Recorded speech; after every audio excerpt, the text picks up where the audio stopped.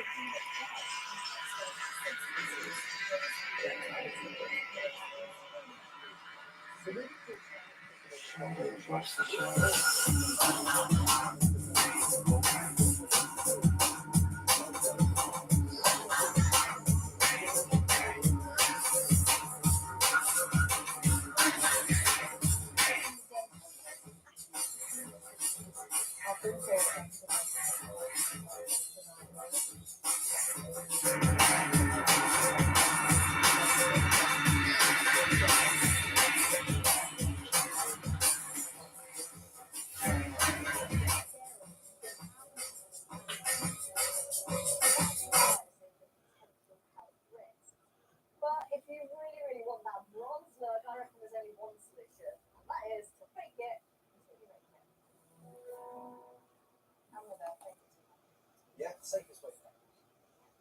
Right, it's time to hear all about Popper's new project, The Capture. It's from a hugely popular first series, which is still when Holiday Granger returns with a new case and a new conspiracy. So what I love the first series, we watched it, didn't we? It was absolutely brilliant. What can you tell us about the second one? I suppose the second series kind of picks up where the first series left off in terms of like asking that question of like who ever believed it. So the first series takes place CCTV and talking about Sean Emery, who's a soldier problem with Monster, he's trying to prove his innocence by CCTV. That might be adopted or corrected. Yeah. So the second series looks at that same thing but in a bigger scale and macro scale, so looking at the world of politics and world of national security facial recognition, and deepfakes. All the stuff that scares you. Yeah, well, I mean, it's a good laugh as well. And where do you fit into all that? Who is your character? So I play Isaac Turner. He's an MP. He's the Minister for Security. He's kind of high flyer in the party that's in power, and he gets caught in a kind of like national security border issue where facial recognition deepfakes are a big hindrance to building house, basically. And then things kind of like spiral out of control, and we see Isaac go on very experience.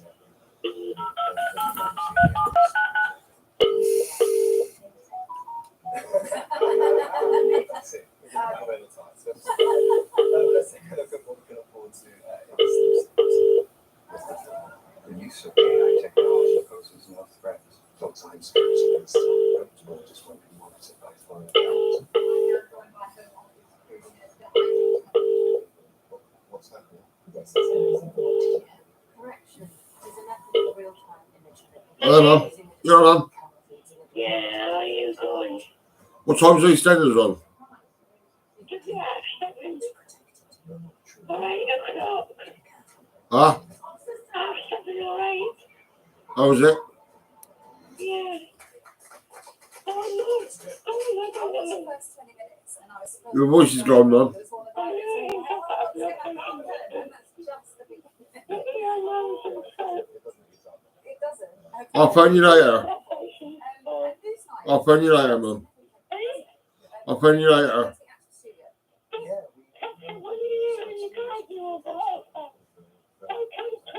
Yeah, which All right, is man. crazy because I kind of like Literally took too much on my actress.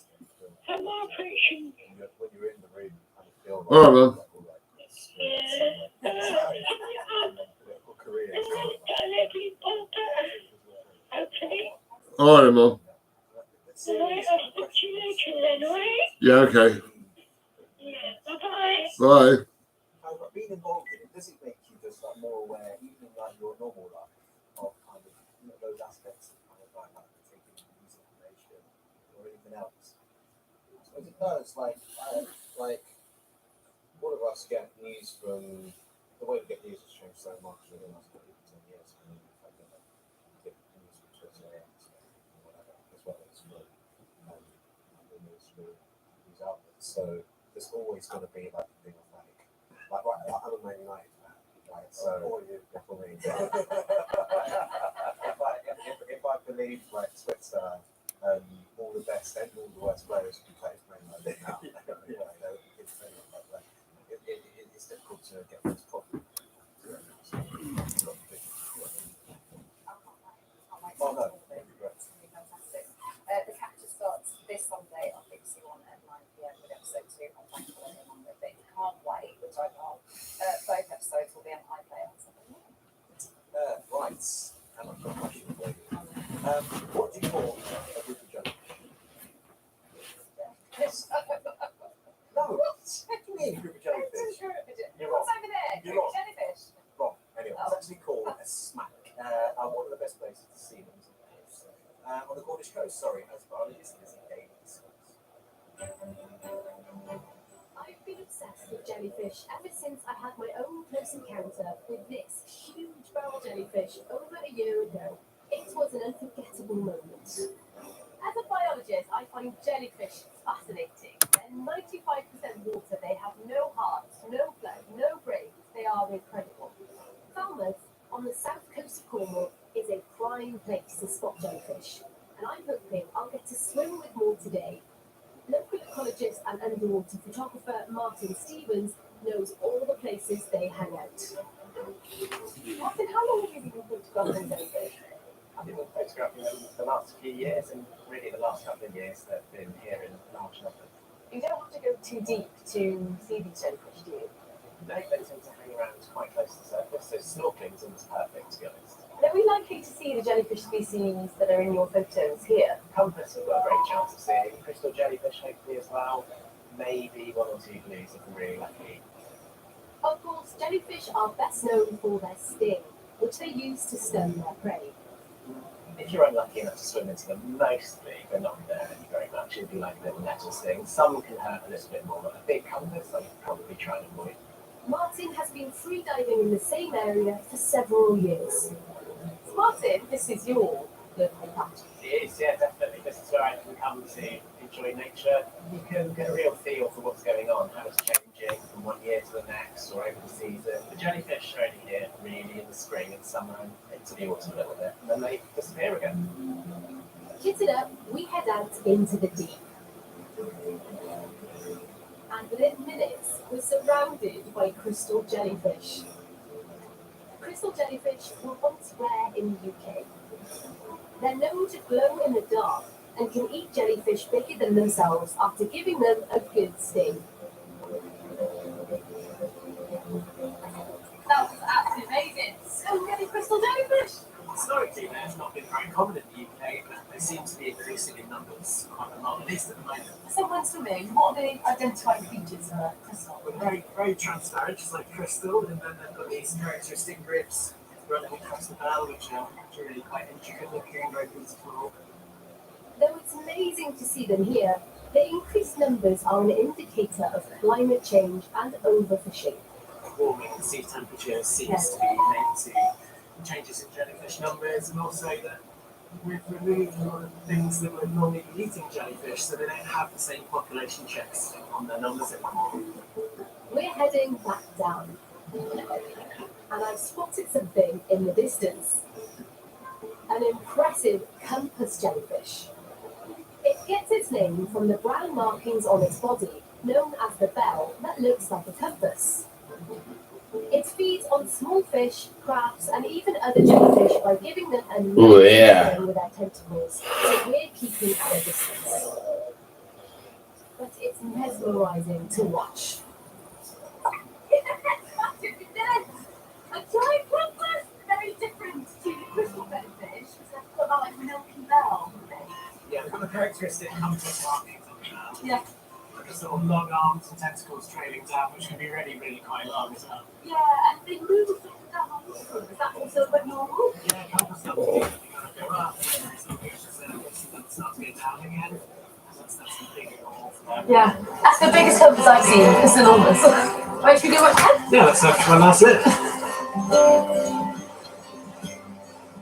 They might not appear to do a lot, but these stingy predators are key to any marine habitat and are magical to observe from a safe distance. That was really fantastic and so incredible to see so many jellyfish up close. And it just goes to show that whatever's on your doorstep, whether it's a woodland or a beach or a garden, there's so much nature to be enjoyed. And what a doorstep this is. Thank you very much, Lizzie. Different creatures, them, aren't they? They are. I wouldn't want to be in the water. No, it's not for me, I don't think. No. Kelly, we've got two Your Line of Duty co-stars in tomorrow. I know, And that's Marty amazing. Thompson and Aidan Dunbar are in. And we've had a question come in from Georgie. I wonder if you might guess what it is. There's been lots of talk about a new series. Would you like to be asked back? Would I like to be? I mean, it would. It's always nice to be wanted, isn't it? Yeah. Would you do it? I don't know. I don't know. It would depend on a lot of things, really. Right, we've got Very a comment diplomatic. from you, Papa, from Sarah. It says, I saw Papa as Hamlet in Stratford. It was the most emotionally captive version I've seen. I remember being very overwhelmed. I was studying drama and literature at university at the time, and now I teach it. Amazing. Very nice comment here there. Was that when you were at the Royal Shakespeare Company? Yeah, it was. That must have been incredible. Yeah, it was good. It was tiring. It was tiring. Like, it's not a short play, but it was good. Yeah. Yeah. And Kelly, Lily would like to know what's the best advice you've ever been given going into acting. Going into acting, well, I got into it in a very unusual fashion, but I think going into that room changed everything for me. I think I would have regretted it so much. So I think it's just about Go for it. Going for Take it. a risk. Yeah. That's all I like to it. That's all we got time for tonight. Thank you so much to both of you for being here. Yeah, definitely. We'll be back tomorrow. Have a lovely evening.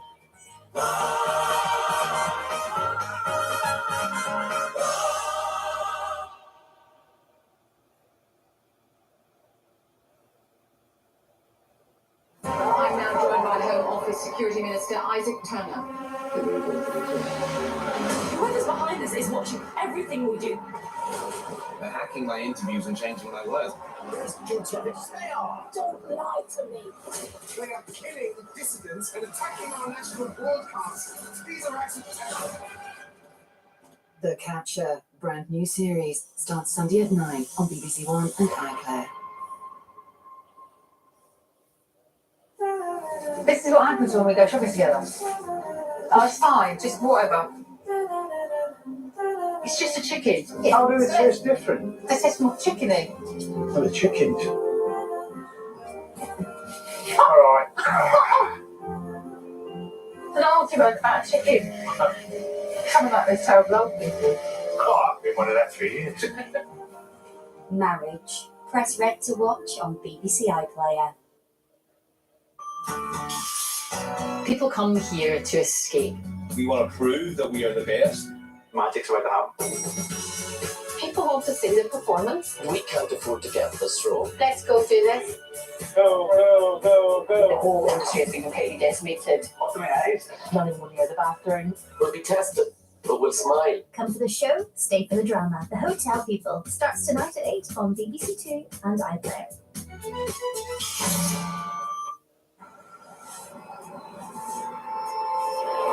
A masterpiece worth a few $100,000 or a worthless doodle? Can the new series of Fake or Fortune solve the mystery in half an hour? First, Stuart finds himself in the midst of a mental health crisis.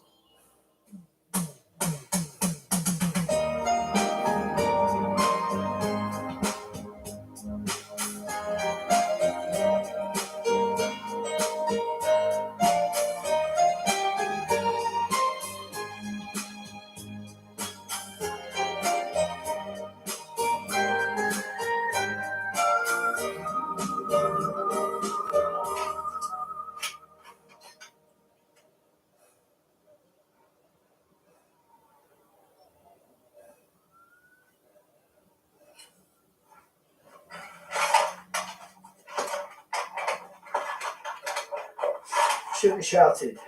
Alright, I'm sorry, darling, it ain't your fault. I just want to see a doctor. So does everyone else. I'm sorry. What's the problem out here? I haven't got time to queue, and I don't want to shout. Alright, I'm sorry. Alright, I'm sorry. So sorry, everyone. I've explained that you were very busy today. This ain't another appointment or nothing. I just ain't finished the last one. She messed it up. Why don't you sit down, your son? If I wanted to sit down, I would sit down. Alright? I might have some emergency appointments. I don't need a new appointment. Why don't you understand? Right.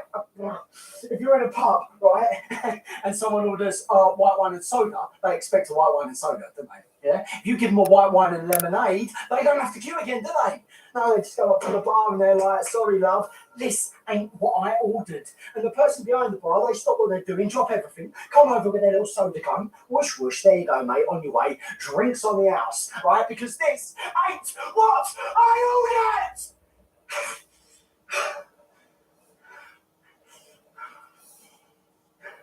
I ain't leaving until you see me. Thank you. How's Linda doing? You don't have to do that. Pretend you care. I do care. I care about you. I care about Ollie. I know you do, I'm sorry. Hey. You look so tense. Why don't we get you a drink and then you can go upstairs and I can help you relax? Has something happened? Well, the mother of my children's looking at a stretch inside, so. Is that what this is about? She did bring this on herself. That's meant to make it easier for Ollie, is it? I'll be here for Ollie. She'll only be away 6 months and then she'll be back in our lives. So he spends Christmas without his mum. How do you think he's going to cope with that? Where are you going? We're going to see Linda. You were just there. Something I need to do.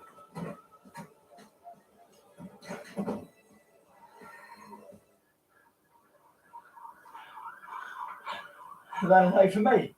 Did someone call the police? Who was it? No, it wasn't anyone. No, I promise you. Look, you need to take a breath. and calm down. We can get you help, but not like this. Like this. Like this. Like what then? Why don't you take my appointment? Yes, Bernie. Oh, you're just always giving. And you like this heart on a stick, this beating, glowing heart that's full of love. I'm afraid we can't do that. Well, yes, we can. We can. It's just like my surrogate. That's like family. You're like family. You can't swap appointments, and you can't block the door and demand to be seen. Please just take a breath and try to calm down. We're going to have to call the police. Oh, no. But we've been here, haven't we? You're just going to tell me to take my meds, and that ain't right. Are you going to sort me out? The doctors know best, yeah? Why don't you give that medication a go? Well, you wouldn't say that if you knew what was wrong with me. And I mean, like, really wrong with me. Not the obvious stuff, like the stuff from my past. Things people always judge me for. But maybe that's it, When you've sunk down that low and you've done some of the things I have, you just don't get to feel that love no more. No, that's not it, and you know it. Yeah, that's the real cancer. Your past, all the bad things you've ever done just inside there. Just poisoning every part of you. The way you're talking, it does fit with your diagnosis. Yeah. So just take my medicine. Yeah? Yeah, be a good little boy. Even though there's this toxic mess inside that means I can't be nothing to no one. Not my missus, not my boy, no one. Your magic pill's going to fix that. Yeah, they will, Stuart. I spoke to my mum, and she said that this is postnatal depression. I'm sorry that I didn't realise that. I'm sorry that I let Rainey leave the square. But if I had known, I would have tried to help you. It don't make no sense, Bern. First, I get breast cancer, and then I get postnatal depression. I mean, look at me ticking off all the women's diseases. Next they'll be signing me up for a hysterectomy. No, it doesn't have to be like this, Stuart.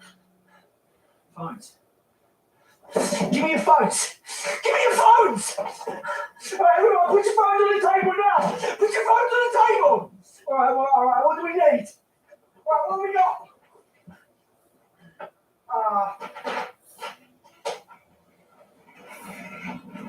Right, there you go. You are going to do some more tests until you find out what is really wrong with me. Sorry, Karen. I'm through it. Keep me updated, yeah? She's 13. Come on, she's going to be okay. Did you know she had drugs on her? So how did this happen? Wait, was I talking to you? Well, they is. Of course they were. Marmee, tell him. Right, come on. When your mum finds out about this, she's going to lose it.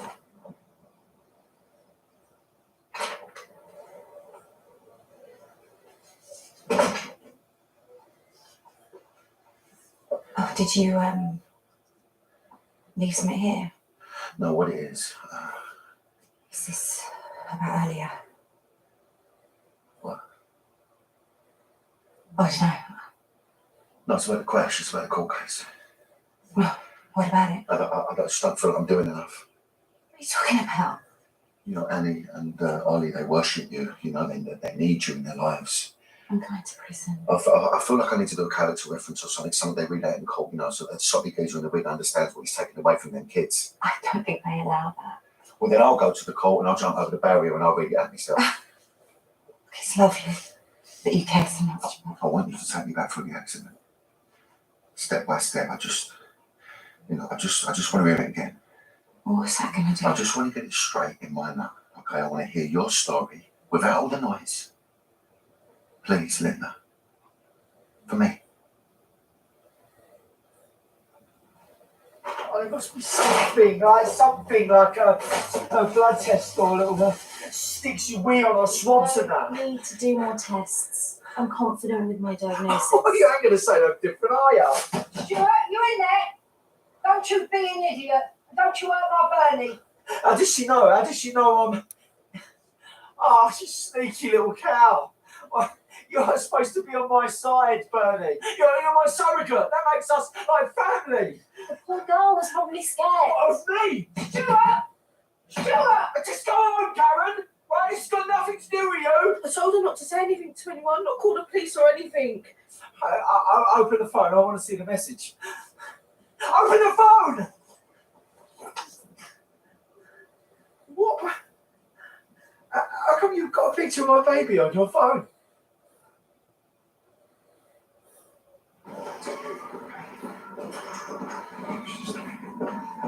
Can you take a seat here now, sir?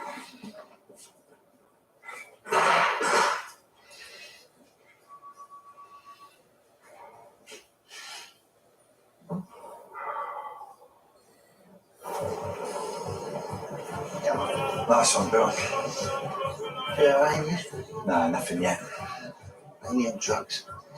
Can't get my head around that. She still seems like a little kid to me. Well, she is. Yeah. Hold on, have a look. Clueless. No flyers, nothing. You're behind the times, Bill. Social media's all rage now. No. There's an art to pulling in the punters, and that don't involve selfies online. Wait! I just asked a question. What is the point of you taking pictures of your school and then sending them to Mexico? Mexico? No comprende. I appreciate your need of the game, so stand back, let me show you how it's done. All right, ladies and gentlemen, come in, please, come in. Come closer to you, don't be shy. Your mother wasn't. Right, who's hungry? Who fancies a hot curry? And when I say hot, I am talking lava hot, because you guessed it, folks. Ruby Murray is in town. What are we doing? It's a bit too old school for me, mate. No, turn it down and hear it in Clapton.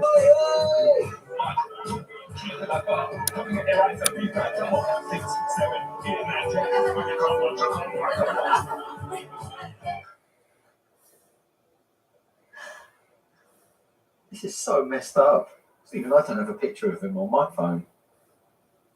I've got pictures of everything, loads of random stuff. Ducks. How many pictures of ducks I've got on my phone? Vicious little things they are. Always fighting each other. Yeah, don't be fooled by those fluffy little ducklings, mate. They will stab you in the back. Just like you. I'm sorry, Stuart. Is that why you got rid of her? Why you told Rainey to leave me?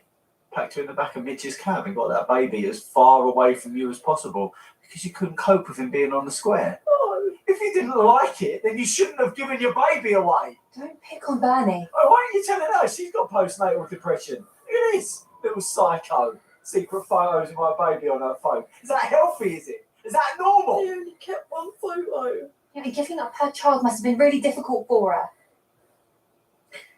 Oh, why didn't I run after Rainey? Well, I chased that cab down the street, jump on the bonnet. Go take my baby.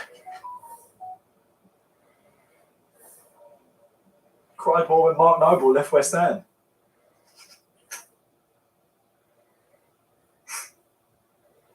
That man gave the best years of his life to that club.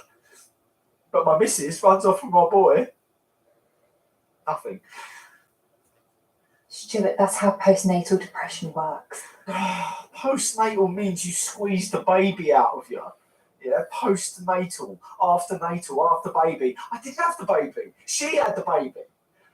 And forget postnatal. Okay, call it parental depression or just depression. The mix of chemicals in your brain, they're stopping you from feeling certain things. She's right. And the medication that I gave you will help with that. I'm past helping. It's got too far now, ain't it? And it all started with you. Just like rejecting your kid the moment it came out of you.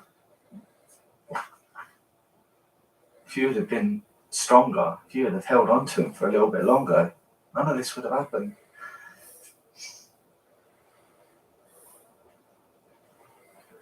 It's all your fault.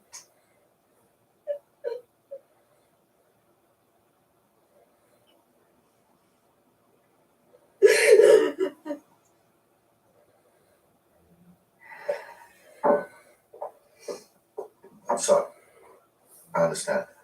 The crash is a blur. What's the last clear thing in your mind? I don't know. Well, you called me. So you wanted something, you needed something. I'm going to confess my undying love. I mean, isn't that what people do when they're drunk and call their ex? Well, you didn't, did you? So, where was the drunken ramble? I don't know. Maybe I passed out. Maybe I just hung up. Can you remember doing that, though? Well, just think, there must be something that you remember. Oh, is that right? What about you? Night of the Ricky Martin special? I had to listen to a 4-minute message of you singing Living La Vida Linda. Well, yes, I was off, I don't remember much about that, but I can still picture myself bowling through Rathbone Market with a kebab in one hand and the blower in the other, okay? Okay. I can see it.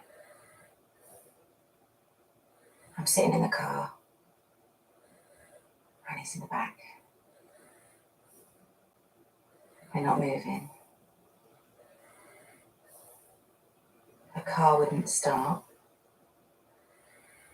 We must have stalled or something because we were just sitting there. And then you called me for help. And I didn't pick up. So you must have called someone else. Check your phone. Let's have a look on your call list. No. It only shows recent calls. It don't go back that far. Well, your phone bill or something. But it's all online. I don't have a clue what the password is. I mean, I wouldn't know where to look for it or how to access it. It might be stored on the laptop at the Vic, but I mean, what's it going to tell us anyway? I don't know anything, something, I don't know. It doesn't change anything. It doesn't change what I did. I'm just looking for a reason. Any reason, something, for that judge to go easy on you. It's got to be worth a go, hasn't it?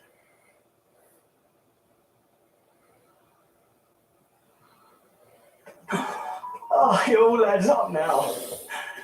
You're eating that, that'll go into the baby. I mean, music you listen to, the stuff that you do, that all goes inside the baby. It's like the ingredients of the baby's pre-life. So leave her alone. Yeah, all that love that you felt for him when he was inside your stomach, that messed him up. Because he came out filled up with your love. And that's the reason I don't feel nothing. You're depressed. And you need to take your pills. I'm not taking anything until I know for sure. You know for sure. No, they don't! Yes, we do!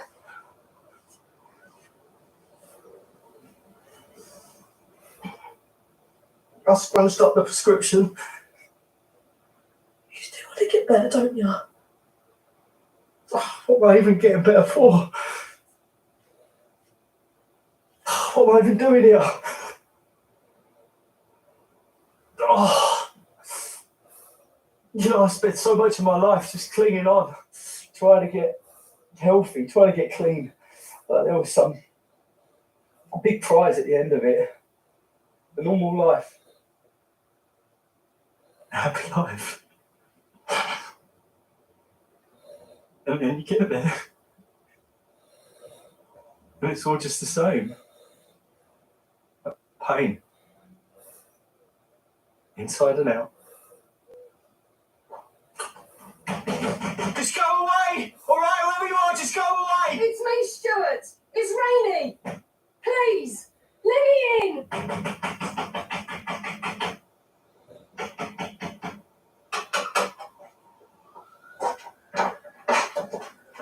You alright?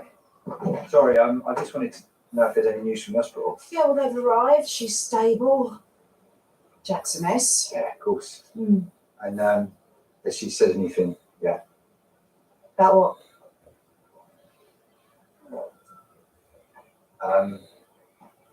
Lily's told me that it was your Denzel that gave him the drugs. Oh, hold on. Well. I mean, has she got any proof? Denzel don't do drugs. No, he don't. He hands them out to 13-year-old girls instead. Okay, now hold on. Well, it ain't a coincidence, is it? Well, he turns up and all of a sudden everyone's popping pills. You ain't laying this on it. What were you calling Lily a liar? She said Denzel gave her drugs for a year. Okay, look. I think we should just all calm down until we've spoken to her. I don't need to speak to anyone. I know my son. I know my daughter. Okay, we're not going to knock on the doorstep. You look inside.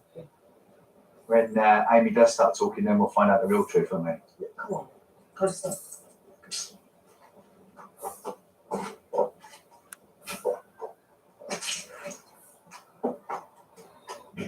Come on, open the door, Stuart! Anyone, come on! Is this a trick? Are the police out there? Police? No, it's just me! Because no one's hurt, alright? There's no police, Stuart, I swear to you. Karen was worried, she called me. Just stop talking for a minute, just be quiet for a minute, alright?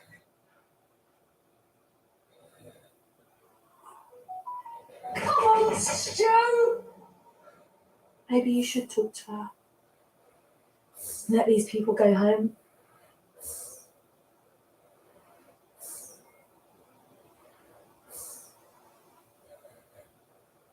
What are you even doing here, eh? Because it ain't for me, is it? You walked out on me and I don't blame you. You put Roland first, you done what you had to do. What is this about, Stuart? Hey? Have you had bad news? Has the cancer spread? Is that what this is? Cancer? No, the cancer's gone. What do you mean? Have you been cured? What? Well, I'm in remission. Oh, Stu. Oh, love, why didn't you tell me? Because I didn't think you'd want to know. Of course I want to know. I love you, don't I? Do you? Yes. Open this door, Stuart. Let me in, please, sweetheart, please.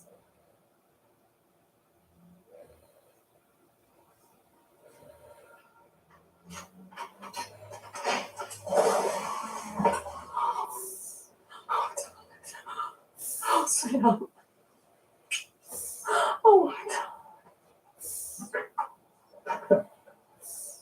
Oh, my darling.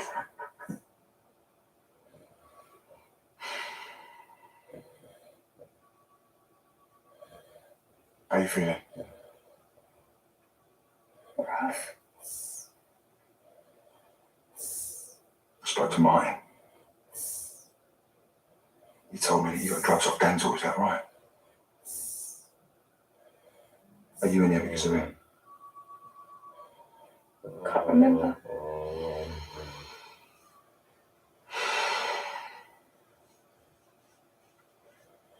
And then Kim's all like, where's your proof? I suppose you got a point.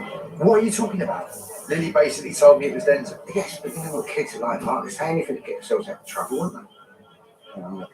Mr. Come on, you can't close us down. I'm sorry, Market Code Item 29 is very clear. Noise exceeding 70 decibels is considered a public nuisance, incurring either a penalty or license revocation. Wait, what are you talking about? I mean, I shout louder than 70 decibels. The rules are there for a reason. Now you've got 15 minutes to pack up and move on. This sucks. That man is just rude. Get back to Market Code. Have you ever heard Market Traders Code? Traders all this fit together. Mr. Lister. Sorry, I know you're only doing your job. I wasn't supposed to say anything, but see the tall one? It's a loss. He's only helping his brother. He's a lawyer. Yeah. Show me his card. Unlawful dismissals, grievance in the workplace, no win, no fee, that sort of stuff. And apparently, he goes after people like Parama and swimming pools. I'm not being funny. There's enough witnesses around here who might back him. You know, traders, they want to stick together, don't they? Eh? Now, if I was you, I'd cut them a bit of slack. First offence.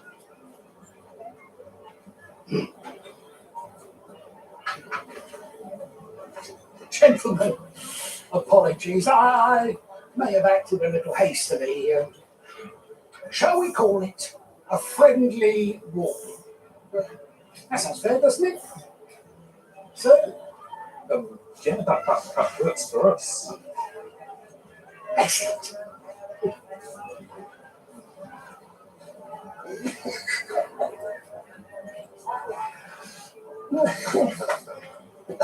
Just felt really sorry for it.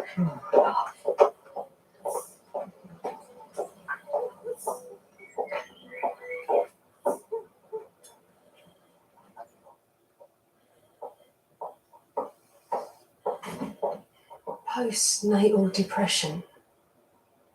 Madness, ain't it? Madness is something different. I think it's a band. No, I mean. I know what you meant. Makes sense though, doesn't it? Hey. Makes sense of things you ain't been yourself. No, don't start with that. Don't you be telling me to take them pills. It might stop you from doing something stupid. You've just held a doctor hostage. You just told me you love me and now you're kicking off. It's called tough love, Stuart. You want to be better, don't you? You want to be yourself again? Yeah, I don't know who that is anymore.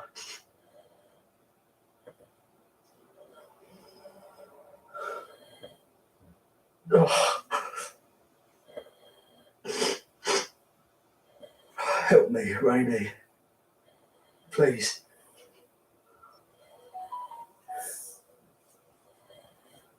All right, have a little think, okay? Because you've only got like 2 harsh words. I know, but sometimes I use capitals, sometimes I don't.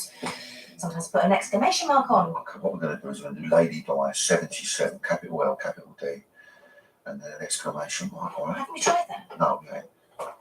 Yeah, we're in. Oh! Looks cosy. Yeah, we think we're onto something. Onto what? Nick's helping me piece things together.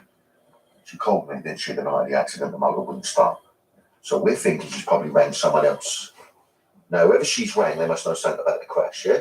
There, Nick, there. Yeah? Phone call, same night, 40 seconds. He's here.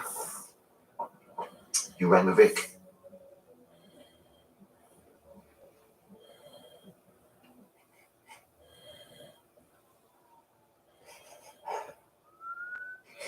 I've missed you. I love you. Well, all of it, you know. Roland, him. You need to be happy. And I can't make you happy. It's okay. I'm going to be alright. Stuart Highway. I think we need a chat.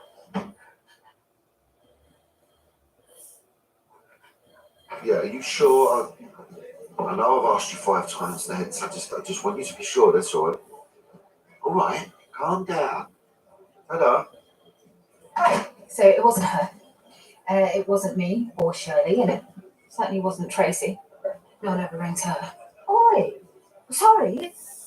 Well, you know what I mean. No, Janine. What do you mean? It just means it's Tracy, isn't it? Frankie, day of the crash. Did I speak to you on the phone? I don't think so. She rang the Vic. Did you answer it? But I wouldn't hear it. Of course not. Sorry. It's okay. Look, Mick, I think you might be in danger of going down a bit of a rabbit hole here, and I would love to help you find a solution. I think it's probably best if you just drop it. I know you. You're not going to be able to cope inside. Ollie won't be able to cope with it either, so I'm not going to drop you. Somebody answered that blower, and I will not stop until I find out who that was.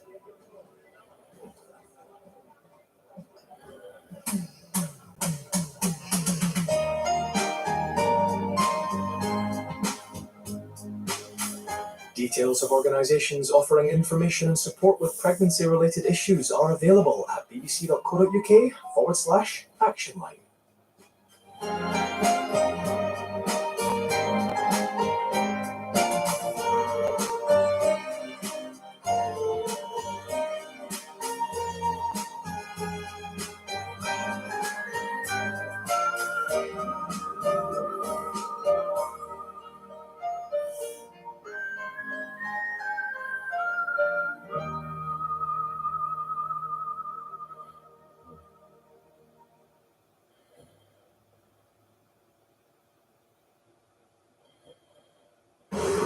is in a frenzy. A crazy explosion of hair, pinballing around in a head-banging, teeth-gnashing black hole of chaos, limbs and distortion. How long has she been in there? Who knows? Time doesn't exist in mosh pit. Be there without being there. Reading and Leeds Festival from Friday on BBC iPlayer and Sounds. Yes, the hunt for Britain's next jewelry star is on. Feeling the energy, you.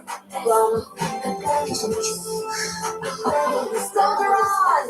All That Glitters starts Thursday at 9 on BBC Two and iPlayer.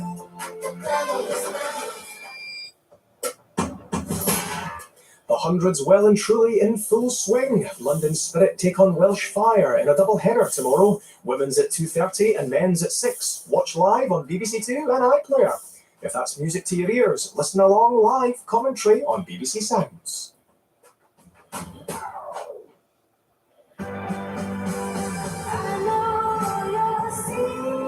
We had a good life. And then because of her Instagram face. The Secrets She Keeps. Press red for all episodes on BBC iPlayer. The greatest classical music festival. Curated by us, enjoyed by you. There's nothing quite like the BBC Proms.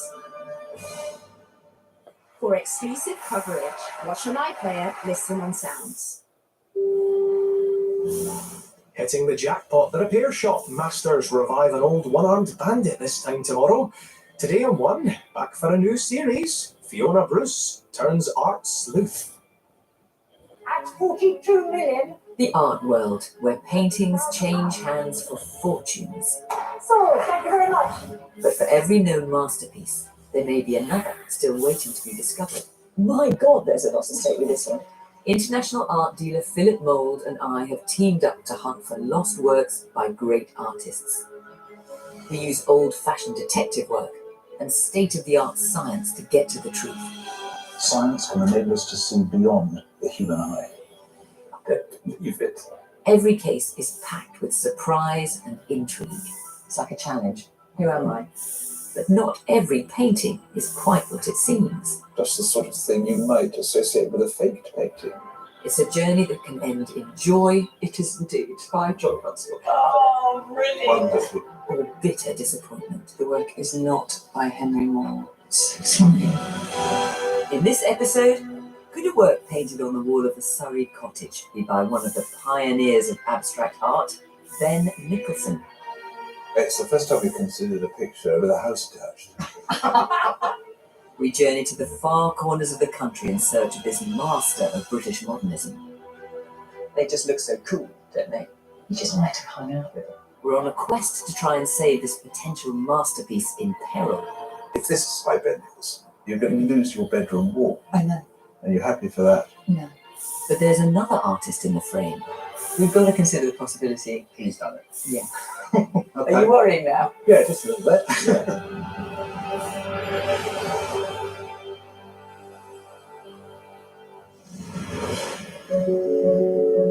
This week's case brings us to leafy Surrey.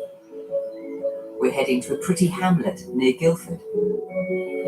We've been contacted by a couple who'd like our help to investigate a rather unusual work of art. Hi. Hi there. Ian and Julie Harrington live at Redstream Cottage. When they moved in nearly 20 years ago, they discovered something quite unexpected in the spare bedroom. Well, this is it. A curious wall painting. Well, it's a rather startling composition. A sort of fusion of geometric shapes, circles and squares with patterns. And, well, the word or name Bach running through it. So this is painted, what, directly on the plaster? It is, yeah. It's so unexpected to find it here in this room, but I really like it. I think it's really interesting. And who do you think the artist might be? We've been told Ben Nicholson. Well, that would make sense. I mean, as an abstract painter, that's just the sort of thing he might have come up with. Ben Nicholson was one of the greatest British artists of the 20th century. Born in 1894, he rose to become a key figure in the European avant-garde. He was a pioneer of modernism and rejected conventional ways of painting, experimenting with bold, new means of expression. In a career spanning more than 6 decades, his abstract works were among the most influential in British art. Today, Nicholson is highly prized. Lot number 3 is the beautiful Nicholson white relief at £1,500,000. Nicholson's yours, sir. Could this wall painting be by one of the leading lights of British modern art? So how did you come across it? When we first bought the house, basically I was ripping into the house, ripping everything out, giving it a whitewash. It was protected by just a basic frame and a piece of perspex, and it's behind a bunk bed. Didn't really think it was all that. So it was going to get emulsioned straight over. But the room was bright blue and yellow, and it was not nice colours. So, and then you had that there with the perspex. So it was all really quite busy. It could have been painted white. That's what I was going to do. Or our daughter was only 4 at the time. Could have even coloured it in. What would She was going to, she would have finished it off. Dot. Dot and Yeah, you just don't expect it to be in a bedroom, do you? Well, that sounds like a close shave. So what actually stopped you painting over it? A neighbour, Derek, down the road, come down and introduce himself. We've been here a couple of days, and he was told by the lady that used to live here, this Ben Nicholson chap had stayed and had done a painting on the wall. And so who were the people who lived here then before? That's the Murrays, Frederick States Murray and his wife, Madge. So the Mr. and Mrs. Murray who lived here, they're no longer around? No. So it all hangs on Derek telling you what he saw and what they told him? Yeah. And this was like 19 years ago, 20 years ago nearly. And have you had anyone round before us to try and establish if it is by Ben Nicholson? There has been a couple of auction houses, but no one's prepared to stick their neck out and say 100%. Ian and Julie want help to get to the bottom of the mystery because they're concerned some home improvements might damage the work. We're currently building an extension right on that corner. So you can probably see it's not that stable. It looks vulnerable. Yeah. I mean, this is not on panel or canvas. This is plaster on a wall. Building works around. This is potentially in peril. To protect the work, they've explored having it removed by specialist conservators. They can do it. The prices we've had, £10,000–15,000 to have it removed. Wow. Which is a lot when you don't know whether it is genuine. Yeah, well, removing a painting like this from a wall is a really risky and, of course, it's an expensive process. But frankly, if you don't remove it, it's in danger here. And if you want to sell it, then it's going to have to go. And is that what you'd like to do? If it is by Ben Nicholson, would you like to sell it? I think we would. As long as, obviously, the cost is covered to remove it. Right. So if this is by Ben Nicholson and Philip, what would it be worth? Well, if we can conclusively prove that this is a work by Ben Nicholson, and Ben Nicholson is a name to conjure with, I could see it being worth up to £200,000. Wow. No way. You want to paint over? I know. I had no idea it was that. That'd be just unbelievable. But that is only if we can safely get it off the wall, but that whole process is fraught with risk. Yeah, I guess it would be. Yeah, it's going to be quite a challenge, I think. Well, it's the first time we've ever considered a picture on Paper Fortune with a house attached. That's a different way of playing that. Ian is a builder, and he's been spending his weekends working on an extension to Redstream Cottage. As work progresses, he's becoming increasingly concerned about the fate of the wall painting.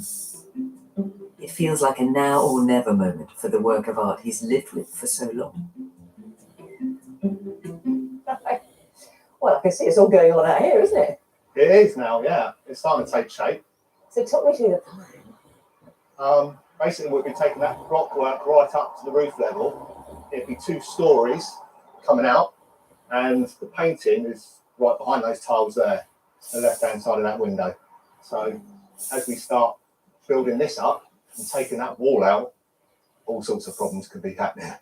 So there's going to be a lot of banging and crashing. It will be. And vibrations against that wall. Just a little bit, yeah. Oh, so it's all on hold at the moment, is it? That last bit, until we work out whether this is a Ben Nicholson or not. Whether it's worth saving.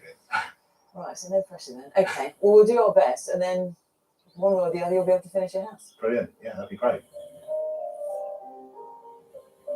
I'm kicking off the investigation by taking a closer look at the physical evidence, the painting itself.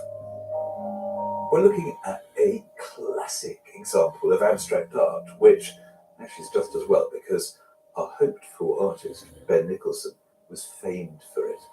Nicholson said that abstract art was freedom of form and colour. There's a whole sort of stack of geometric shapes, circles, squares, angles. I mean, it's really complex. And what sort of holds it together are the colours. Primary, strong, almost clashing. I mean, it feels to me slightly unsettling, dissonant. But there's something else going on in this picture, introducing a sense of harmony. In fact, music, this treble clef. Now, follow the line through the middle into this large yellow orb, and then it seems to radiate around it. And then suddenly, hey presto, it turns into what looks like a stringed instrument. And then running through the painting like a sort of signpost, B-A-C-H, Bach. This almost feels like a painting not just to be seen, but also to be heard. So is it then by the great modernist master, Ben Nicholson? Or is it someone who's doing a homage to the artist, who's doing something in his style? It was thanks to a neighbour that Ian and Judy didn't just emulsion over the wall painting when they moved in. I'm heading a few doors along the road to meet long-standing resident Derek Metcalfe. Hello, Derek. Come on in. Thank you very much. Derek was friends with the former owner of Redstream Cottage, Mrs. Madge Murray. She told him all about the mysterious wall painting in the bedroom. One day she said, I've got an interesting painting upstairs. Come up and have a look at it. So I trooped upstairs into that bedroom. And she said, this is where Ben Nicholson always used to sleep, in this room. And she said, that painting pointing to on the wall was what he did whilst he was here in bed. And she said, I realised the importance of it. So she went into Guildford and organised a sheet of perspex and had it fixed over the wall so that it would never be painted over. And subsequent owners of the house, I always made sure I stressed this point, that that was an original by Ben Nicholson, and it was extremely valuable. So that painting has survived, what, 30 years or so? Yes. Thanks to you. Yeah. Every time I went knocking on the door and telling them that, don't you dare paint that wall. There seem to be some questions now about the authenticity of the painting on the wall. What do you make of that, given what Mrs. Murray told you? I would think if Mrs. Murray said it was Ben Nicholson, you can bet your bottom dollar that was by Ben Nicholson. I mean, if she's up top listening now, she'd say, no, it was by Ben. If only she could tell us herself. Sadly, Derek's good word is not enough for the art world. We need to prove Ben Nicholson painted this wall painting. Can we establish how Nicholson might have known the former owners of Redstream Cottage, Fred and Madge State Murray?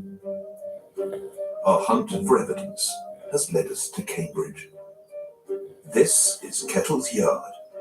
It was once home to art collectors Jim and Helen Eade, and still houses their remarkable collection of modern art. Jim Eade was a friend and patron of Ben Nicholson's. They met in the 1920s when Nicholson was leader of a revolutionary group of artists called the 7 and 5 Society. The 7 and 5 broke all the rules and found radical new ways of expression. With Nicholson at the helm, the group heralded the birth of British modernism. I think that one of its members could provide a tantalising link between Nicholson and the owners of Redstream Cottage. Over there is a work by Ben Nicholson, but next to it, see that rather intriguing pot behind those leaves?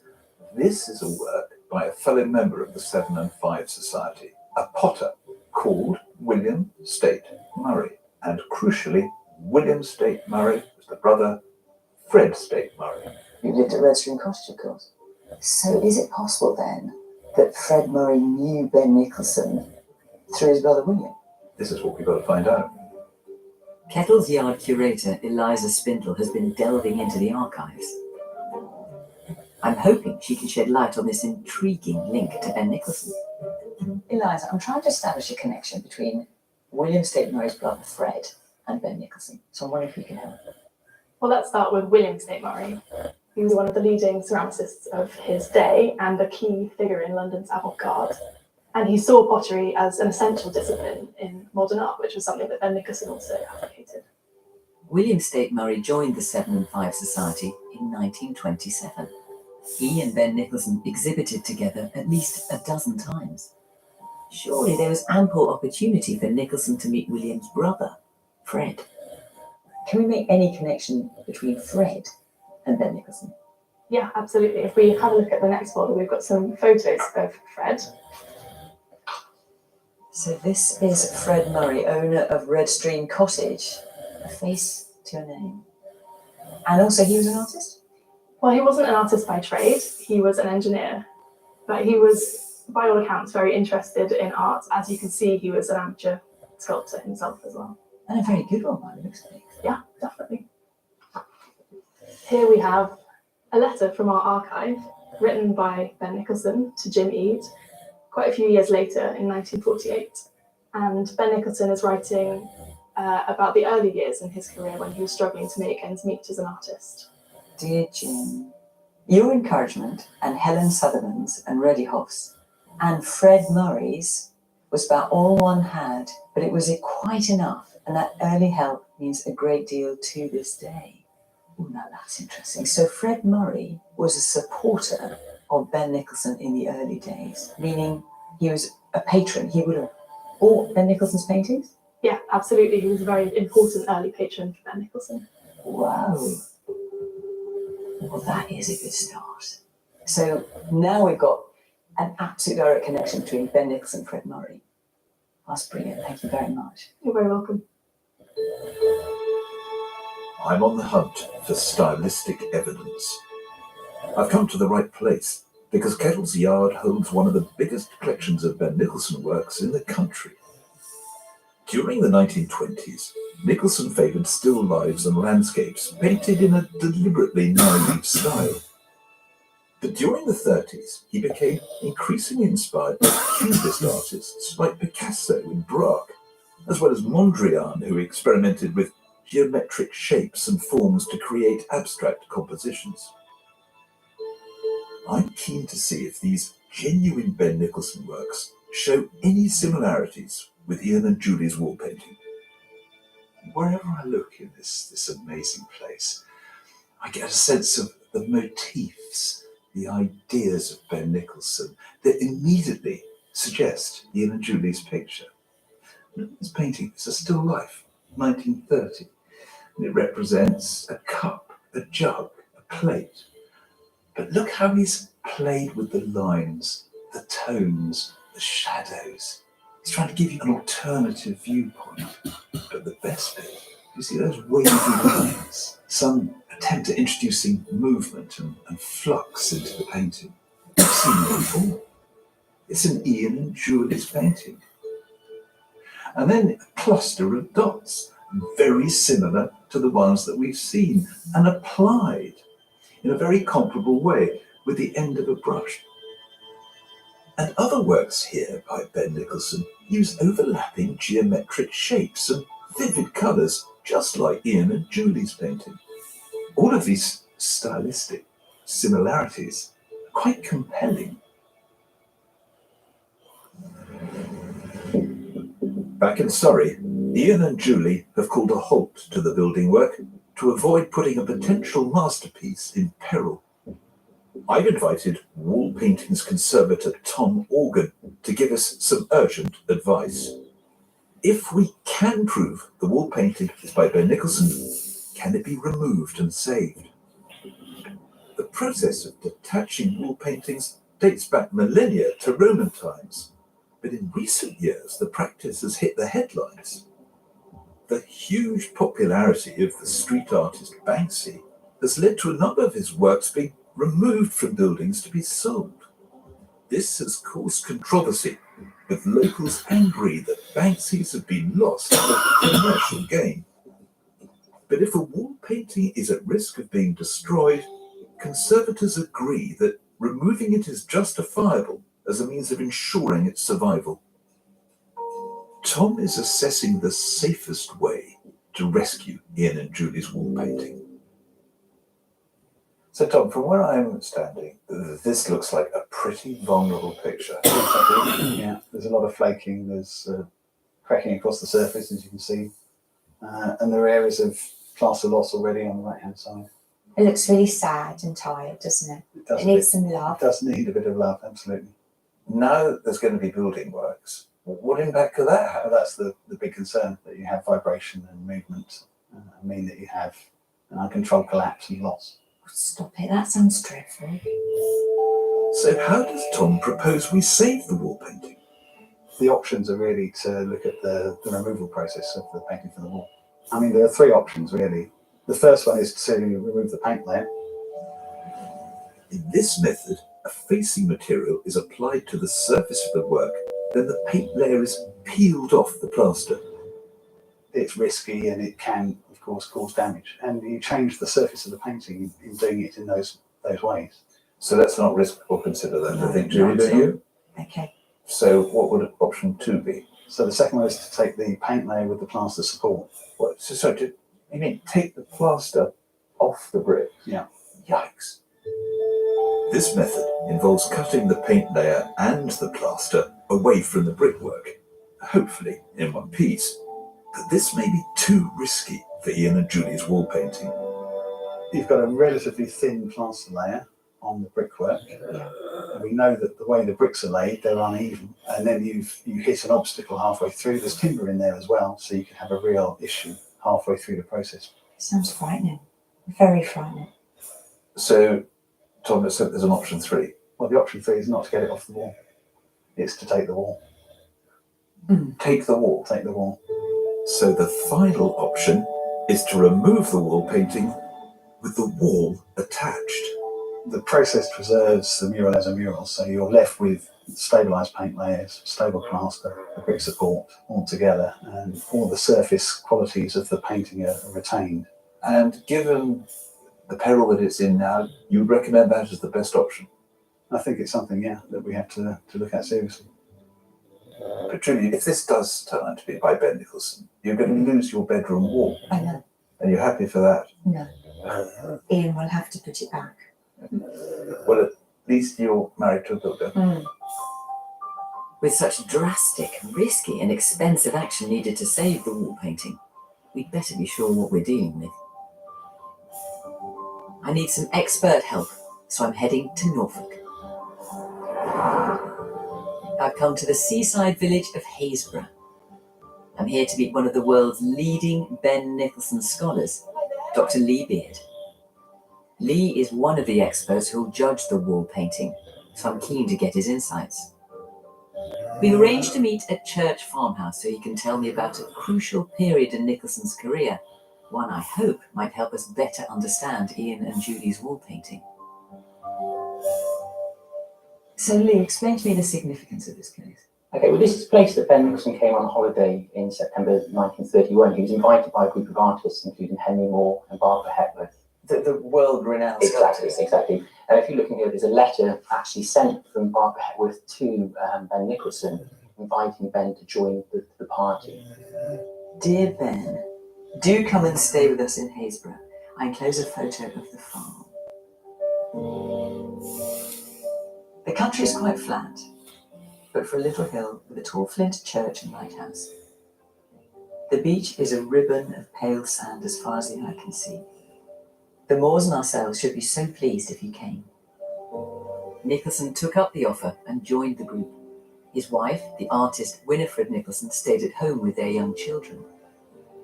An evocative photo captures these bright young themes of modern art. Henry Moore stands next to Barbara Hepworth, and seated beside, Ben Nicholson. So this was esteemed company, Exactly. artistic company that he was joining. Yeah, some of the biggest names of British modernism. Quite early on in their careers, I mean, all of them were starting to make a name for themselves in London as artists. They just look so cool, don't they? Especially Barbara Hepworth, with their arms up. You just like to hang out with them, don't you think, when you look at a picture like that? Yeah, it does look fun. This was a life-changing moment for Ben Nicholson, both creatively and personally. It was here that the 37-year-old artist began a relationship with Barbara Hepworth, who was 28. Soon after, both ended their marriages, and Nicholson moved to Hampstead in London to share a studio with Hepworth. They became the centre of a circle of artists known as the Hampstead Modernists. And how pivotal a moment was this then in Ben Nicholson's development as an artist? Oh, it was extremely important. I think there was a sense of confidence for both artists in moving forward, and moving towards abstraction, the complete abstraction in their work. They exhibited their works together, they had joint exhibitions, and were keen to promote the modernism that they were developing. We've established that during the 1930s, Nicholson's style becomes increasingly abstract. Does this help determine when the wall painting might fit into his career? So when it comes to Ian and Julie's picture, you haven't seen it yet, Lee, but you are actually one of the specialists who will be authenticating it or not, as the case may be. If it is by Ben Nicholson, given what you said about this period, would you place it before all this, before 1931, or afterwards? If it is by Ben Nicholson, I would say it's possibly contemporary with, or certainly after this period. The more abstract forms, the red squiggly lines and the dots, and certainly the intersecting and overlapping abstract shapes do make sense for Ben Nicholson's work, both from this period and slightly later. And I mean, we've got a lot of work to do on this here before we finally make our case to you, but are there any issues you can see with it? The drawing of that musical instrument seems slightly hesitant. The way that the neck tilts backwards does not seem right with Ben Nicholson's way of drawing. I think the same applies perhaps to the musical notes and perhaps the lettering as well. Ian and Julie's neighbour says that Madge Murray told him unequivocally that Ben Nicholson painted this. Does that sway you at all? It's not out of the question that it could have been painted or drawn by someone else. What, like Fred Murray, for example? Possibly. Right. What evidence would help make the case for this? I think the most important thing is really to locate Ben Nicholson in Redstream Cottage. Obviously that would help the provenance a great deal. Back at the gallery, we're getting to grips with the evidence so far. So here we have Ben Nicholson, looking every inch the avant-garde artist, I have to say, and Fred Murray, early patron of Ben Nicholson. So the good news is we now have a connection between the owner of Redstream Cottage, Fred Murray, and our hoped-for artist. Yes, but the not so good news is that one of the experts I was talking to, Lee Beard, is concerned that possibly Fred Murray could have done this painting. And in particular, he didn't like the way the musical instrument was depicted. But I've been thinking about that. You know, stringed instruments abound throughout Nicholson's work. He was influenced by the major Cubist artists in France, Georges Braque, Pablo Picasso, even went to visit their studios. That's where this idea came from. That's why we're seeing it, I think. Okay, so this is encouraging then. So the fact that there is an instrument is something that is typical of Nicholson. Yes, And I've shown Ian and Julie's picture to a musical expert who helped me identify the instrument. It's a mandolin, albeit with a bit of artistic license. It seems to have the head of a lute. But look, a mandolin in the background of Hepworth and Nicholson's studio. And here's another one. That's brilliant, isn't it? And look at this painting. And I wonder if that's the same one, look, with the squiggly lines there. Could be. The only thing is, when it comes to the mandolin specifically, Lee Beard had problems with the way it was drawn. He thinks it's too realistic for Ben Nicholson. Yeah. If you look at a classic Nicholson, it's abstracted. He's played with the shapes and colours. Compare it to Ian and Julie's, very naturalistic.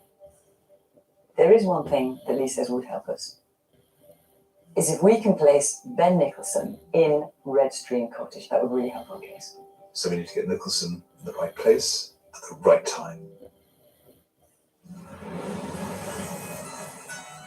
We need hard evidence that Ben Nicholson stayed in Redstream Cottage, so I've arranged to meet Ian at the Tate Gallery. The archives here hold a vast collection of material relating to the artist. Among it all is a stash of letters between Nicholson and his patron, Fred Murray. We've got one letter here from Fred to Ben Nicholson. It's December 16th, 1930. What are you doing? Working hard, I expect. And when are you coming south? I should like to see you again and talk paintings and perhaps another round of golf. So they met, they were friends, they talked about paintings, they played golf together. Good friends, obviously. Yeah. But there's one snag with this. Different address. Oldfield Cottage, Biscard Gardens, Blackheath. So not our property then. So, in 1930, Fred and Madge Murray are not living at Redstream Cottage. They're over 60 miles away in Blackheath in London. We're now in 1933, and Barbara Hepworth writes to Fred. Dear Fred, we did so enjoy seeing you the other day. I did mean to write to you at once to tell you how happy I was about you having that carving.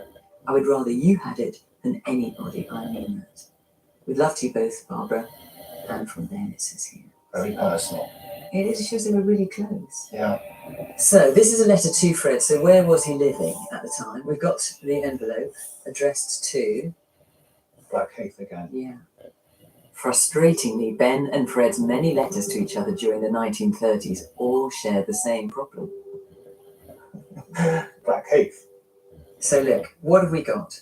We've got Fred and Ben and Barbara Hepworth having a very close relationship, being good friends, the kind of friends where they might have stayed in each other's houses. Okay. But we haven't got Ben Nicholson staying at Redstream Cottage where you are. Yep. Another document and an intriguing photograph reveals new information about Fred Murray. We already know he was an amateur sculptor, but there's something else which raises alarm bells. Fred Murray was himself a keen painter and sculptor. Okay. I didn't realise he was a painter as well. So, yeah. And look at him in the picture. Yeah. In his painter's smock. So we've got to consider the possibility. He's done it. Yeah. Did he do the paintings on your wall?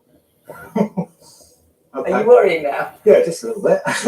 Well, you might Anyway, be right. we'll see. You might be right too. While Ian and Fiona continue to search the archives, I've put in a call to the Courtauld Institute. I'm hoping science might help us discover whether Ben Nicholson painted the wall painting or not. So I've enlisted the help of Professor Aviva Bernstock. Aviva is one of the world's leading authorities in the scientific study of art. I've invited her to Redstream Cottage to examine the wall painting forensically. She's taking microscopic samples which could help reveal how the work was painted and with what materials. I'm hoping Aviva's research might take us closer to Ben Nicholson. There's the painting that you can see, and then there's the painting that's almost invisible to the naked eye, that only technology can find. But there's one thing of which we are absolutely certain about this painting. It was done so in this room. Aviva is standing. What a thought is that? The question is, will what Aviva is finding bring us closer to the identity of this person. Is it Ben Nicholson or not? Our research so far has revealed that during the 1930s, Fred and Madge Murray aren't even living at Redstream Cottage, so Ben Nicholson couldn't have painted the wall painting then. Back at the Tate, I think I've made a breakthrough. So we're now in the war years, and there's a big gap in their correspondence, perhaps not surprisingly. And we don't hear again, as far as we can tell, until 1945. And this is from Ben to Fred Murray. And I just want to point out the address. Redstream Cottage, Berkeley Green, Bramley, near Guildford. That's mine. Bingo.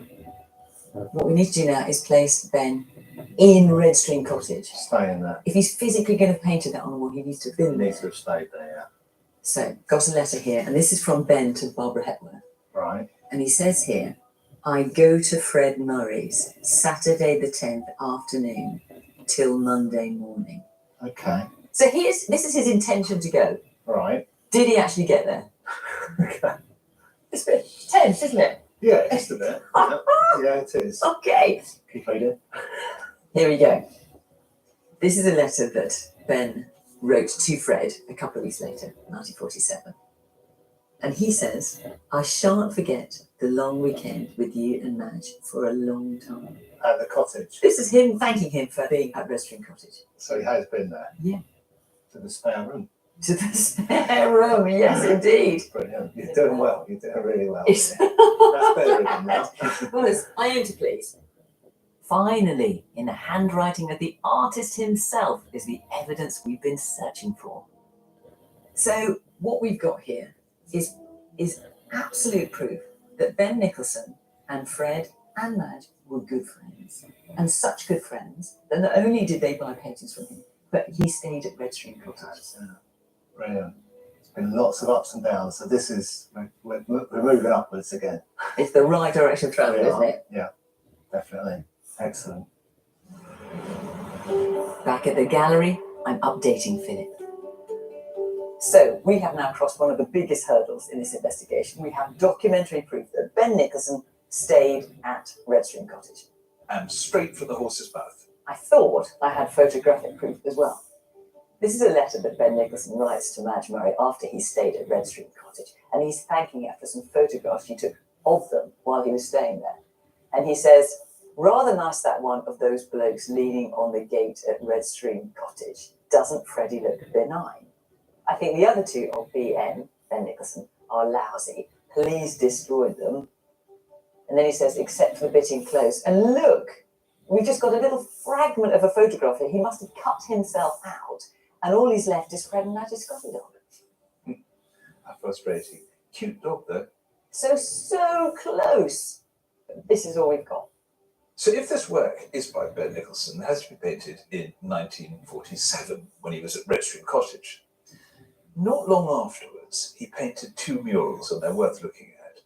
This is for an ocean-going liner called the Rangitani, and it dates to 1949. And this one was painted for the Festival of Britain in 1951, another mural. Just compare the composition to Ian and Julie's picture, and you've got really distinct similarities, the same geometric interlocking shapes. Definitely, they both seem to be speaking the same language, don't they? But we've still got to address the point that one of the experts has real concerns that Fred Murray could have painted this picture. Yeah, it's a really good point. If we're going to progress this, we've got to firmly rule Fred Murray out of the picture. I need to find out more about Fred Murray, not just as a collector, but as an artist. So I'm heading back to Surrey. Fred and Madge had no children, but we've managed to track down their extended family. Madge's great-nephews Tom and Peter Saunders and Peter's wife Zena have agreed to meet me. Nice to see you. Nice to see you too. I'm hoping they can shed some light on Ian and Julie's wall painting, especially as it turns out they were frequent visitors to Redstream Cottage. That's us in 1963, I think, with Uncle Fred. That's me on the left, and it's Peter in the screen. This is immediately opposite Redstream Cottage in a garden that they owned. Tell me about Madge, what was she like? She was just a very, very special aunt. We were always very warmly welcomed, and she made a great fuss of us. And what about Fred? What was he like? Very warm and a tremendous sense of fun. I remember the laughter. Yeah, lovely man. They sound like a great couple. Yeah. Fred and Madge were married in 1927. Madge shared Fred's love of art. She had a loom and made textiles.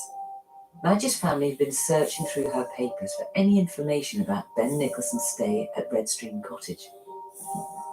So this is an envelope in Madge's handwriting. 2 negatives. Ben Nicholson at Redstream Cottage weekend. Ben Nicholson at Redstream Cottage. The negatives are difficult to see clearly, but helpfully, Tom has had some prints made. This is at Redstream Cottage, isn't it? That's the studio behind Redstream Cottage. Yes. So here's Ben Nicholson with a painting of his, one assumes? That is right, and Fred owned that one. That's Ben Nicholson sitting on the step of the studio in the garden at Redstream Cottage, along with the Scotty dog. I recognise that too.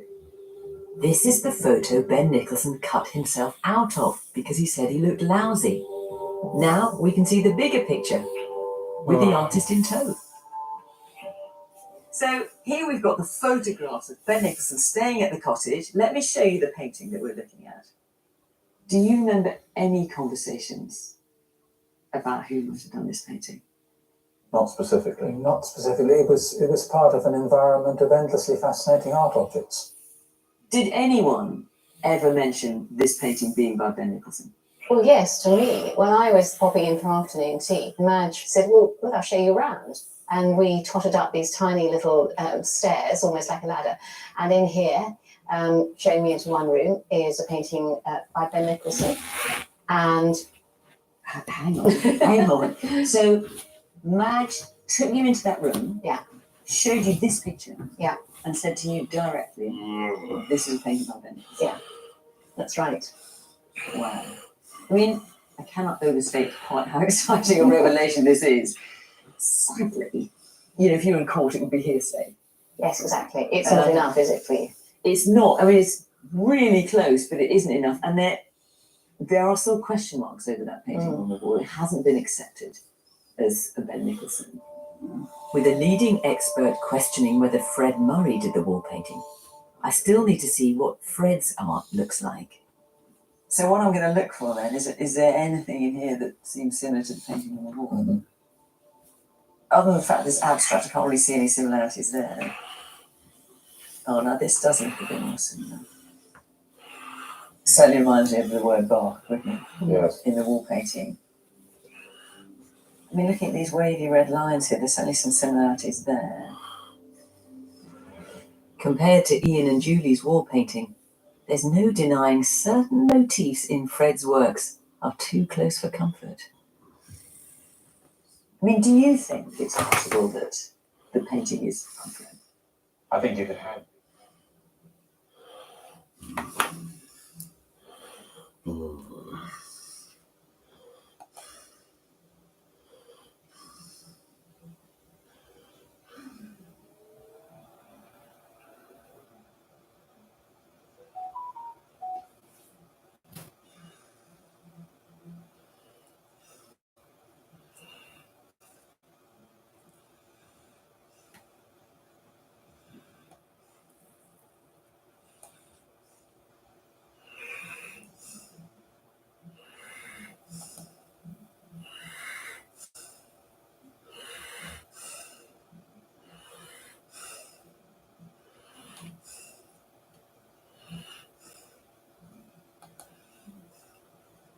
Easiest way to disable ads? Listen without limits and see track lists up front before listening. Go to mixcloud.com/premium to subscribe.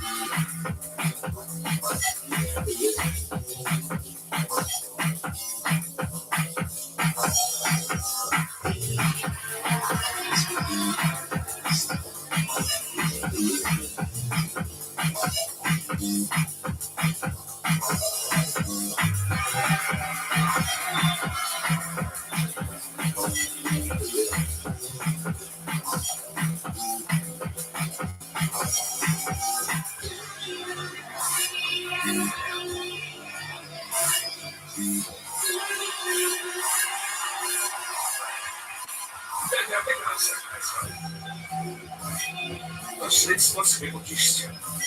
Niestety udaje się na kosztę.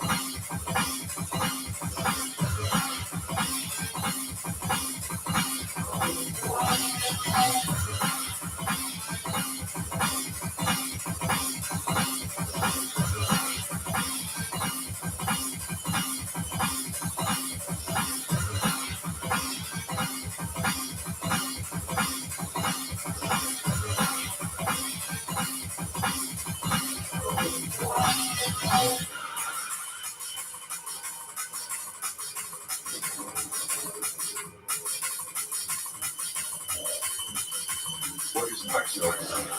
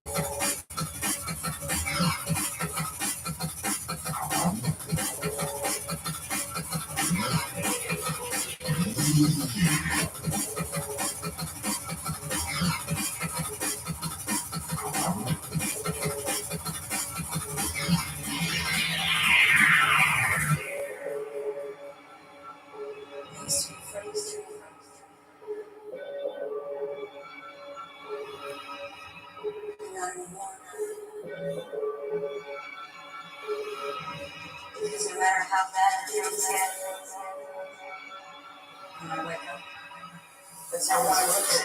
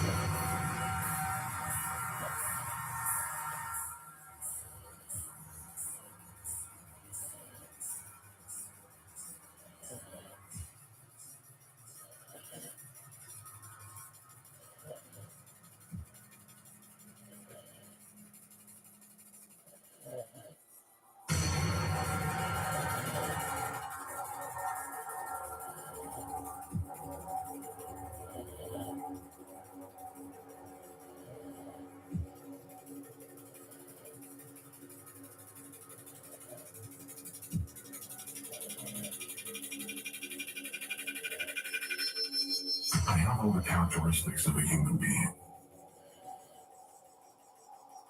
Flesh, blood, skin, hair. But not a single clear, identifiable emotion.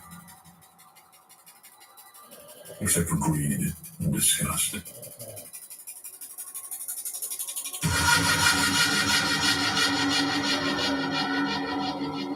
Something horrible is happening inside me, and I don't know why. My nightly bloodlust has overflowed into my days. I feel lethal. I think my mask of sanity.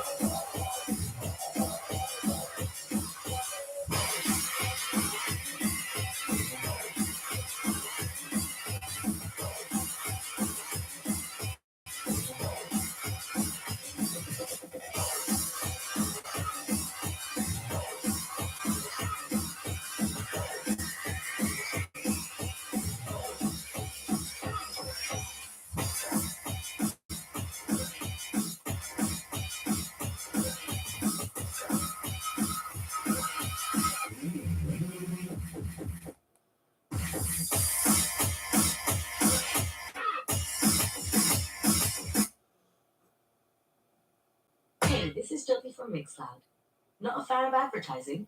Joining Mixcloud Premium is the easiest way to disable ads, listen without limits, and see track lists up front before listening. Go to mixcloud.com/premium to subscribe.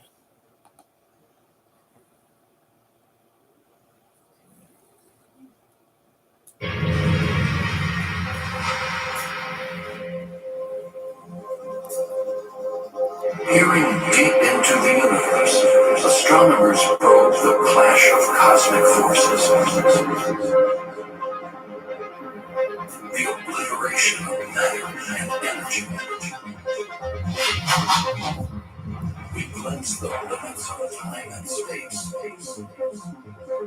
In the strange, deathly stars. Its surface is a stormy sea of fire. As superheated gas rises and sinks. Giant waves form. Soaring tsunamis 1,000 kilometers high. Deep within its core, the star has begun to collapse in on itself. That causes the star to revolt.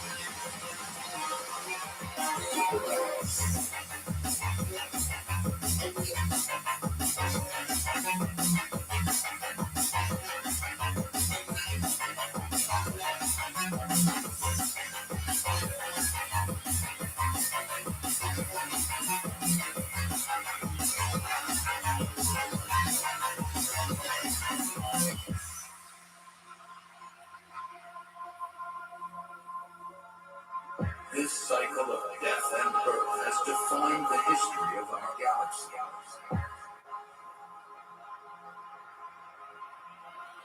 Our own vision of space has been shaped by a handful of rare exploding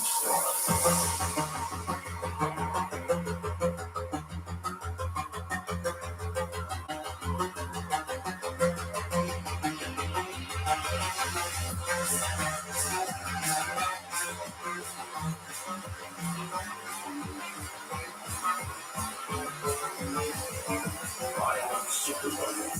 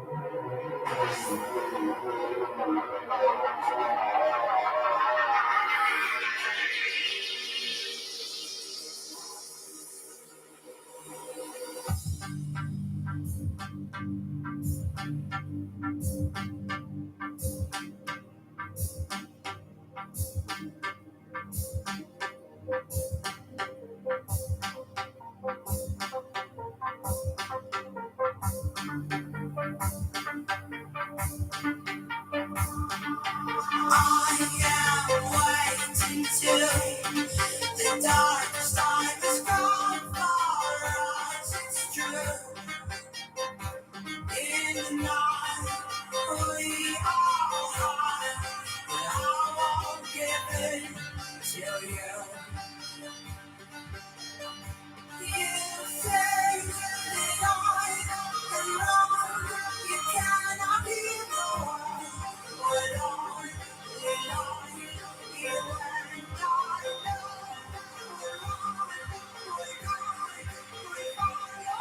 Everyone, all we do is run. All we do is run.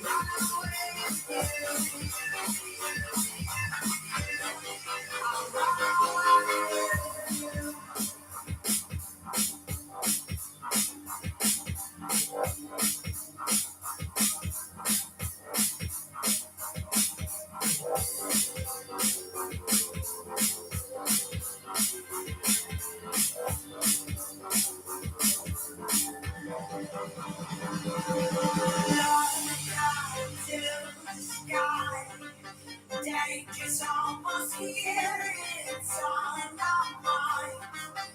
We won't do anything, we just wait. You say that I'm wrong, you cannot be wrong. But on and on, you and I know.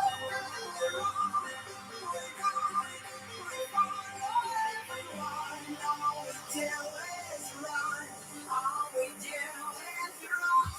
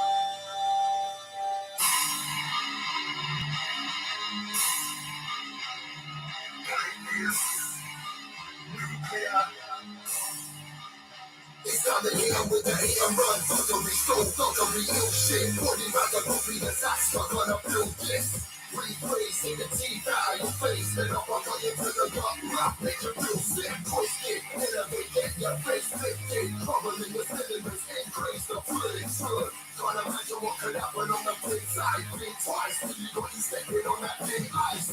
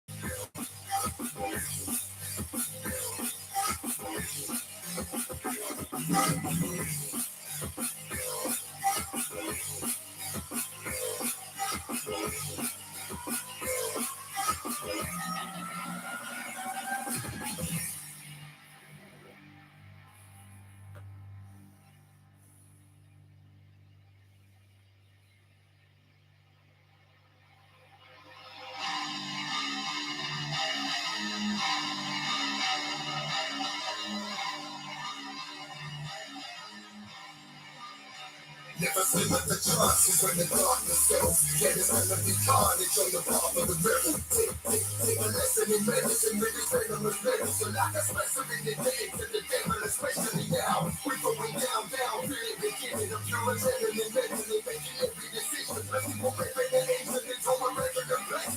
The second the terror before the hell collision and bow.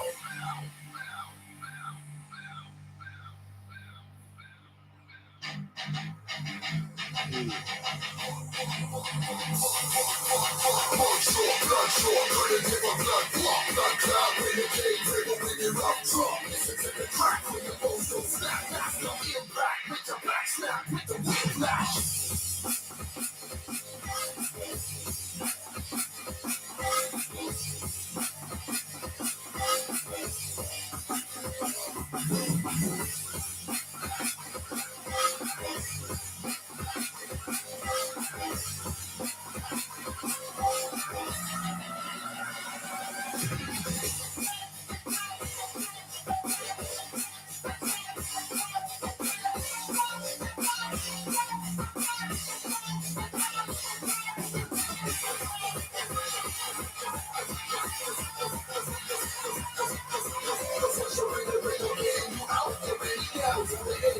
Shit goes down.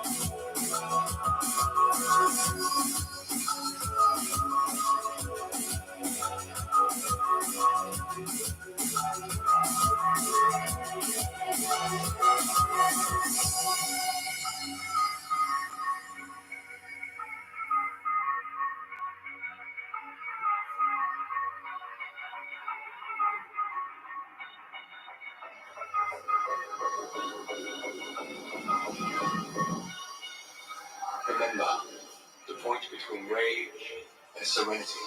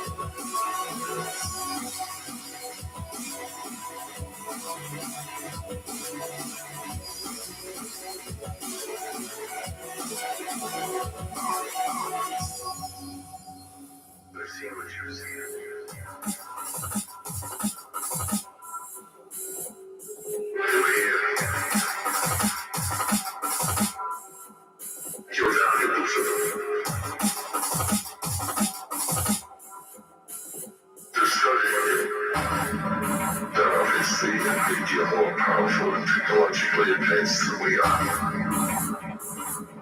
I want you to help me to bring them back. If you were to be brought to the brink of death, then you would return to reverse the process.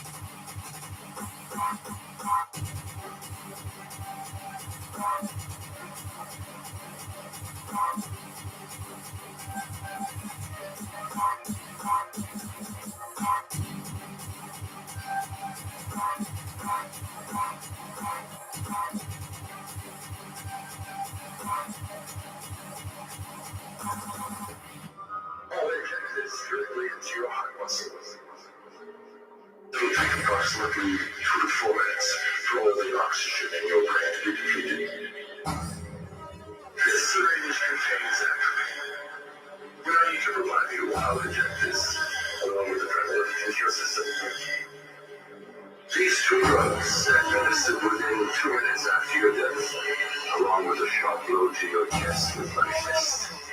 We'll restart the heart. This is going to hurt.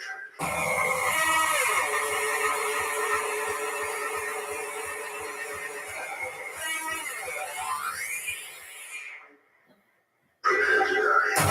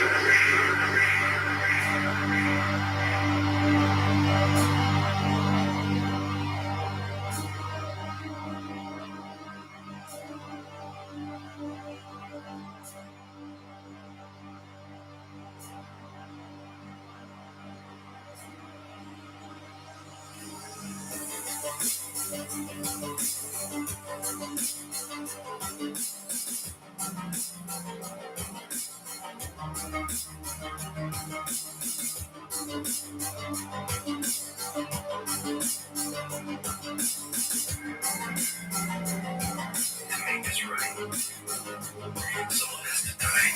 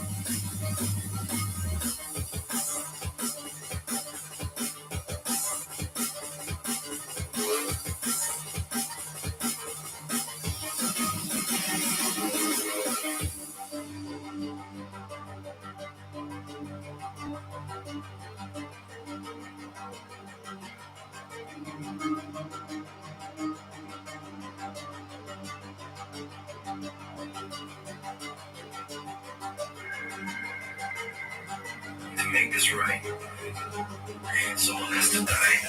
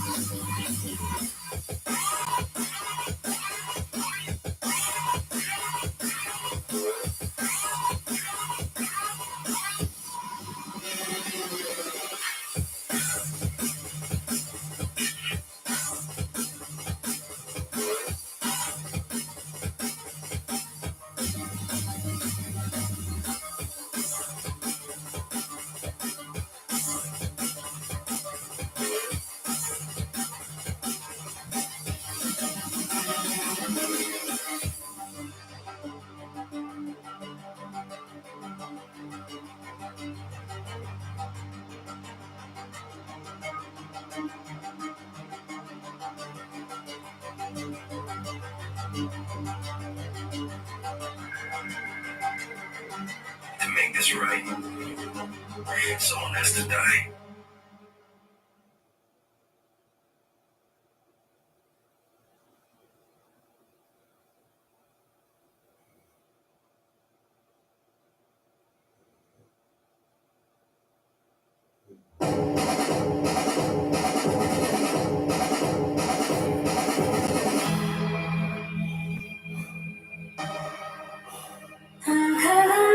My flesh is sweet Halloween.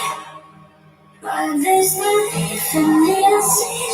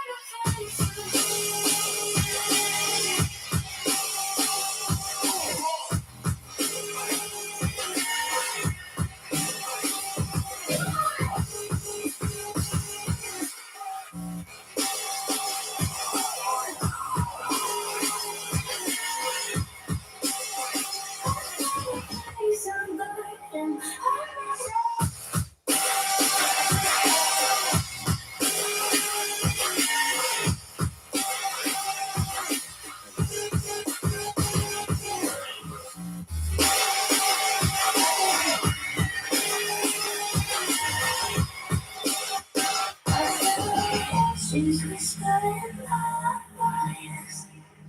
Some settling deep in the night. Yeah, quiet. I feel a face of lightning. All my mistakes in darkness. I just away from London. I prophesize. I feel a face of madness. I see great through labyrinth. I'm gonna gain some balance. I'm never good.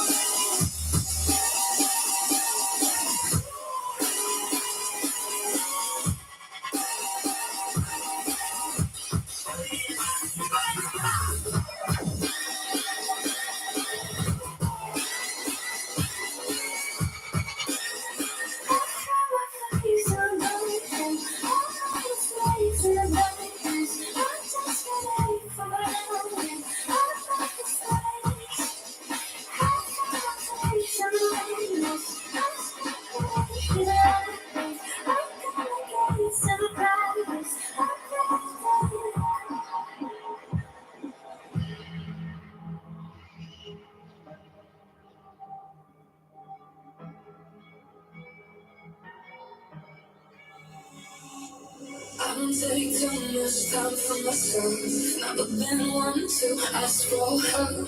I've been spending too much time in my mind right now. I brought my enemy alive. Nothing go to waste except my time. Nobody but me, myself, and I can get me high. I've been low about now. I should know. I don't wanna be hollow. That's a better pill to swallow. I don't wanna be hollow. Hollow. I don't wanna be hollow. That's a better pill to swallow. I don't wanna be hollow.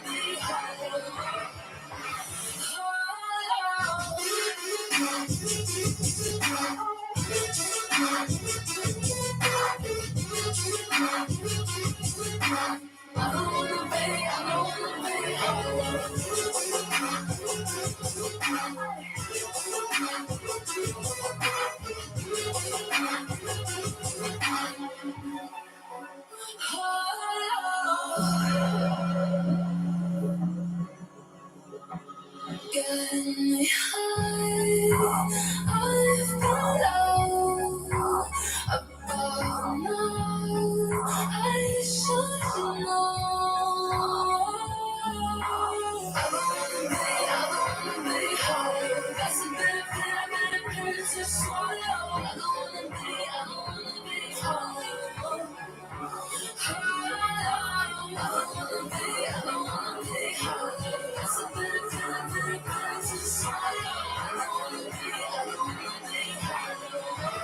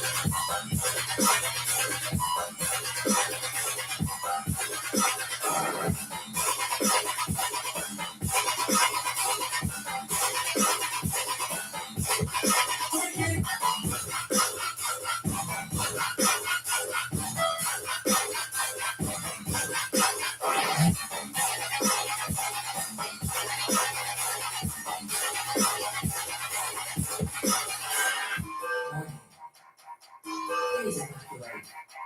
This is not the drill. Warning. Please evacuate. This is not the drill.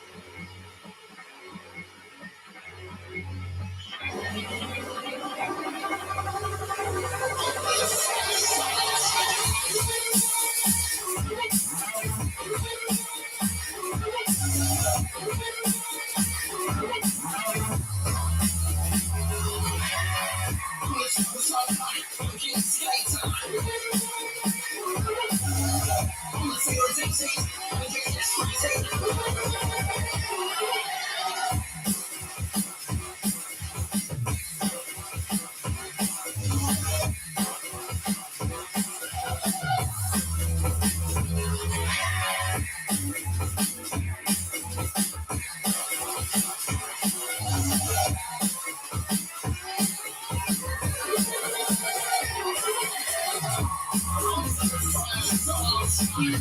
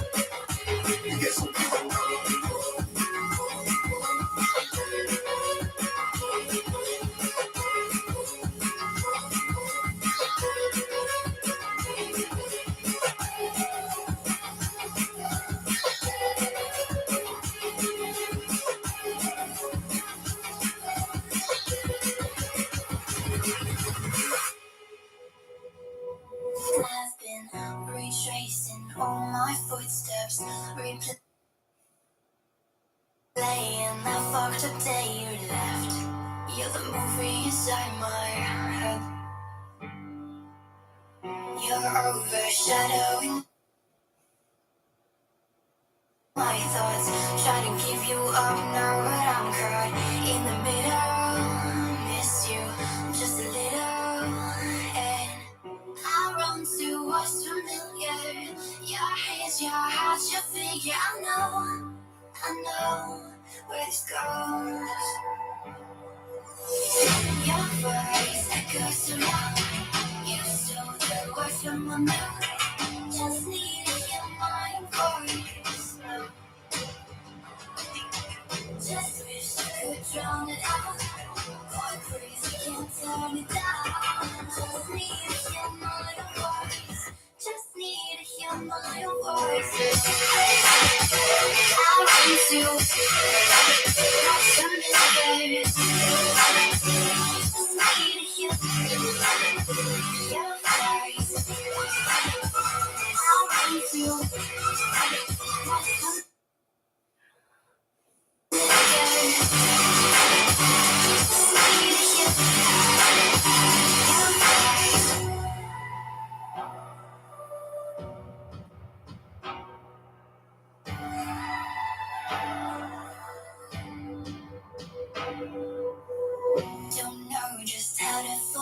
you.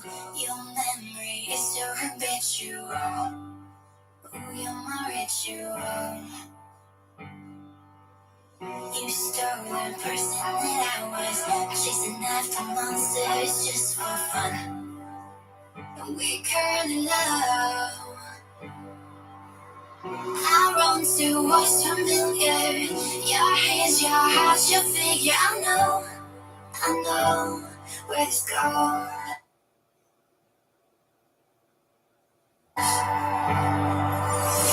Your voice echoes so loud. You stole the words from my mouth. Just need to hear my voice now. Just wish you could drown it out. Going crazy, can't turn it down. Just need to hear my voice. Just need to hear my voice. I run to what's familiar. Just need to hear your voice.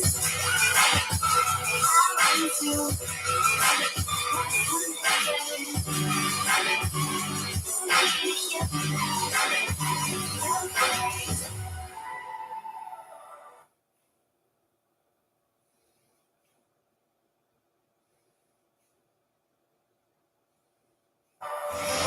Stop the shade. And now I had to put your heart on the line. And now the clock was waking. It's just a start.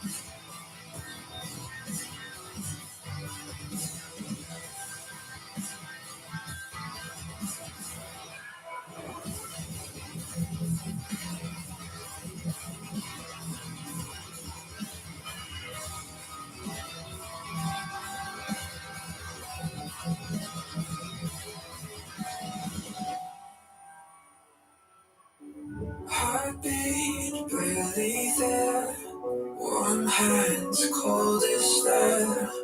Her body so still. Looks like a kill. Walk past the devil tries. You feel her pull inside. The words in her eyes are full death to the blood.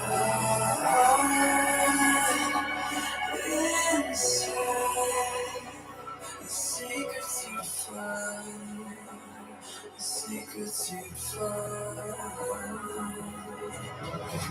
Cutting, desire, set up like a triple line, stepping. She goes, she's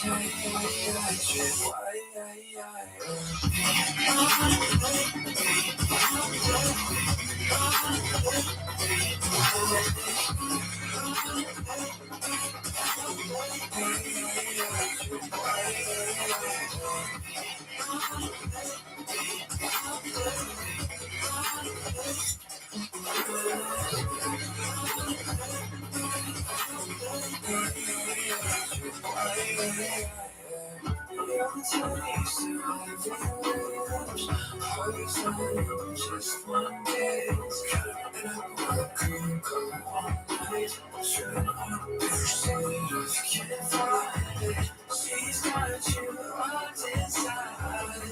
You feel her come alive. Body's so still. She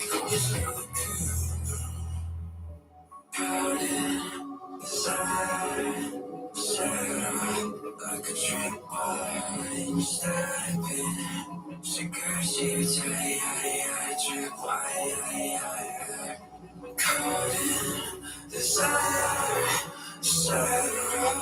a tripwire when you're slipping. She got you to the tripwire.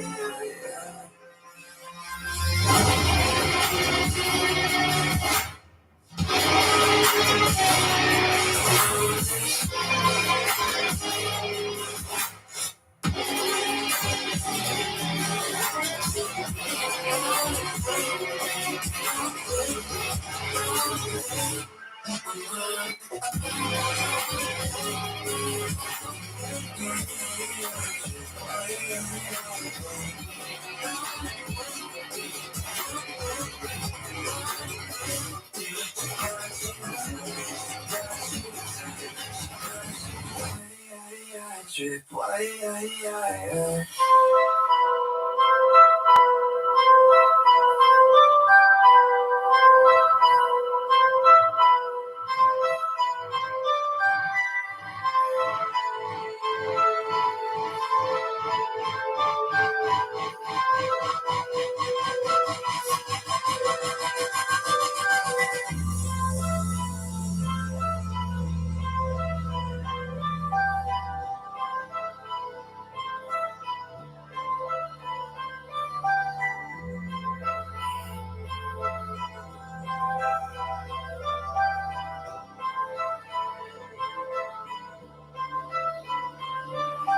I watch you watch the world.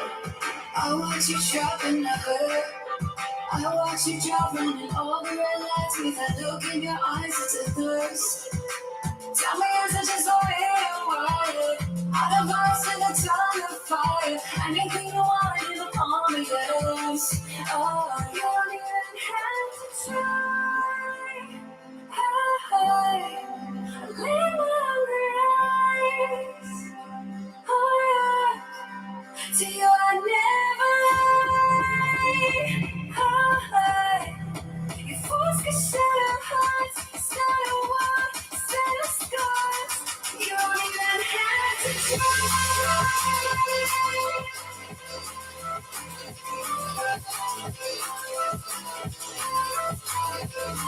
You don't even have to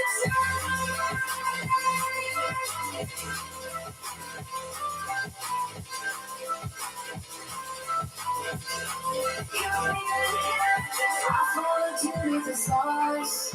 You through the layers of your guard. I bit my tongue just to keep you around, cause the fortune can see through the dark.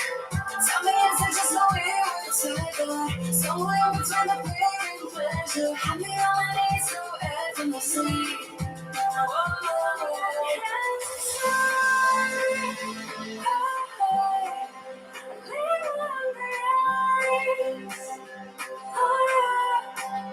To you, I never lie. Your force can shatter hearts, set a wall, set a scars. You don't even have to try.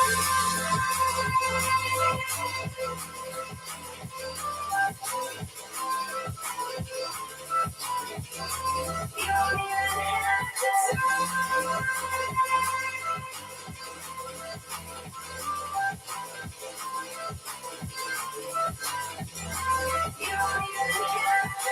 I didn't need to try to lose you, date you, to miss you. I didn't even need to try to throw you away.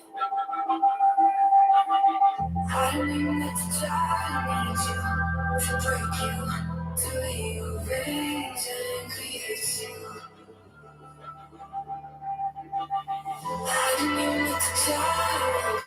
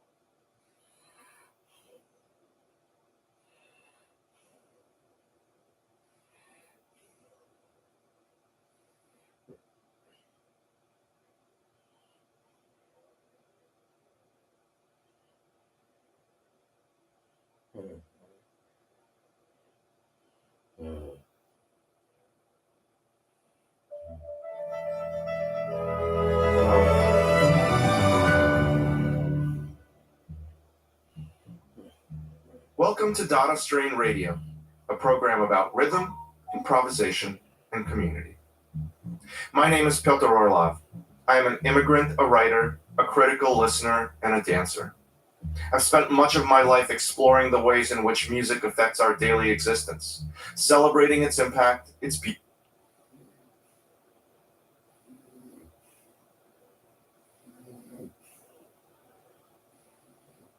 beauty, and discovering how ideas expressed in music might guide our collective futures, or maybe even help forecast them.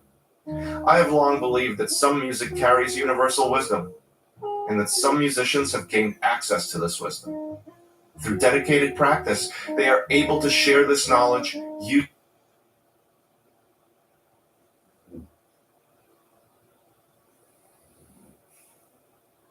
their music. You just have to listen for it. One such musician is Sun Ra, the pianist, composer, philosopher, mystic, and leader of a mighty big band, the Orchestra. Though he passed away in 1993 after a career that spanned 60 years, Sun Ra's influence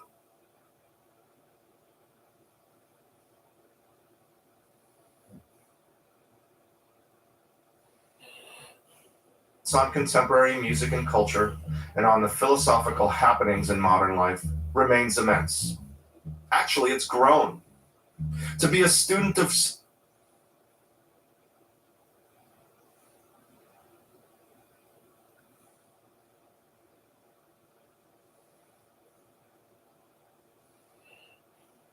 Sun Ra today, of his many recordings and writings, not only brings insight into jazz, hip-hop, techno, and avant-garde sound sources,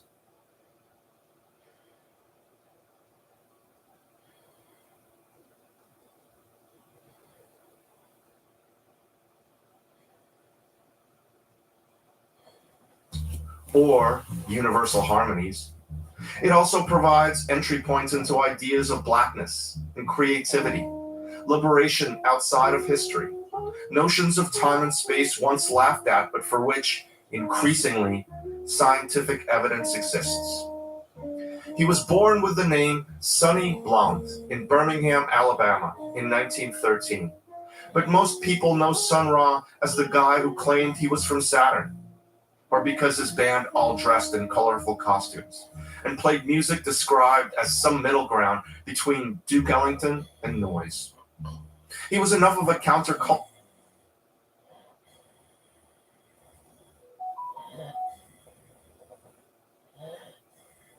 figure in the 1970s that Rolling Stone magazine put him on the cover, and the University of California in Berkeley invited him to be a guest lecturer.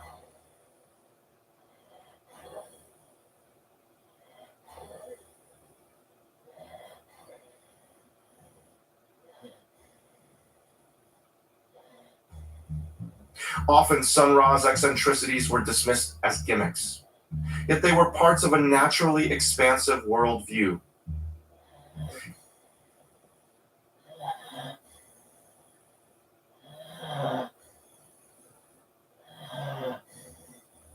He embraced futurism, Afrocentricity, mythology, and outer space, spoke about them eloquently while incorporating it all in his songs.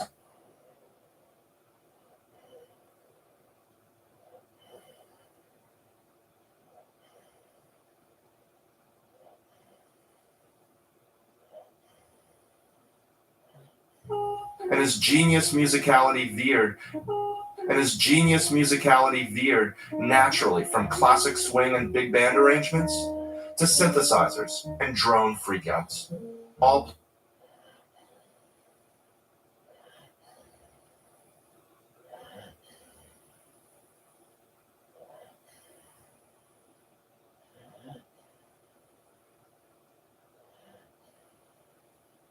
played by some of the best musicians on earth. And it is this combination of worldview and musicality that helps us understand just why Sun Ra matters.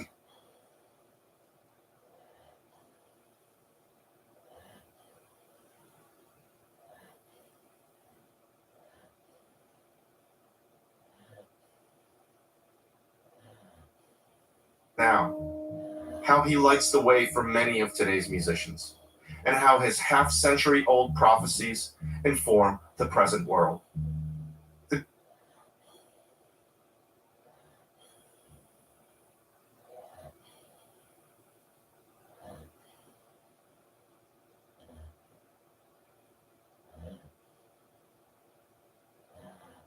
Contemporary manifestations of Sun Ra is what this episode of Dada Strain Radio is all about. Let's start the musical part by hearing from Sun Ra himself.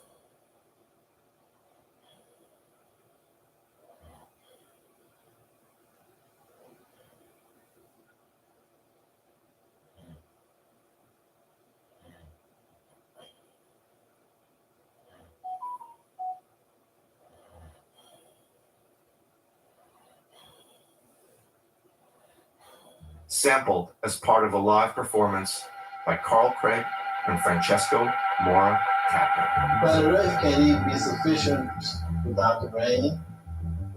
It doesn't produce rain. Sunshine, it doesn't produce sunshine. The wind, it doesn't produce the wind. All the planet Earth produces is the dead bodies of humanity. That's its own creation.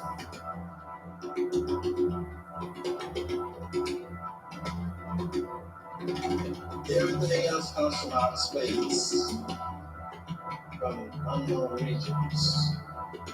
Humanity's life depends upon the unknown.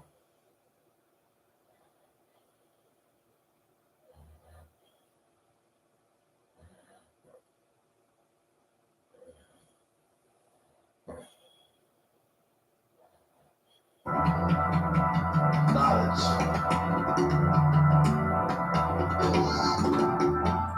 laboratory equivalent to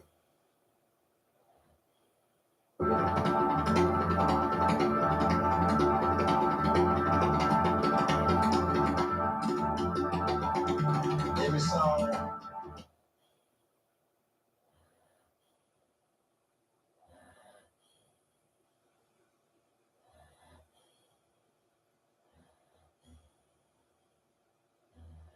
Alright, tell this story.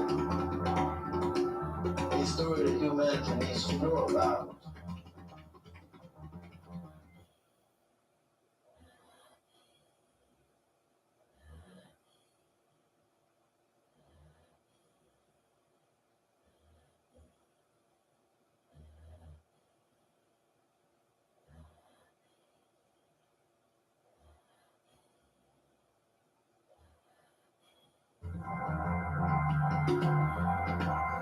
In my music, I speak of unknown things, impossible things.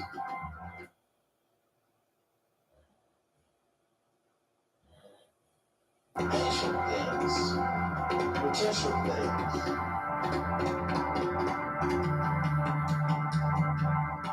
No true songs tell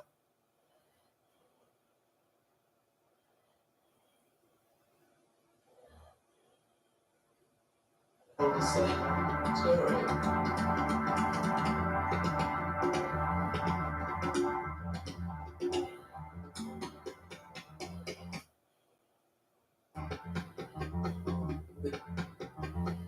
They say that history repeats itself.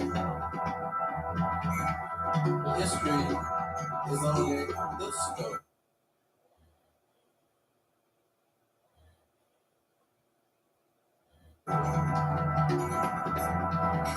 We haven't heard my story yet. My story is different. This story. My story is not part of history.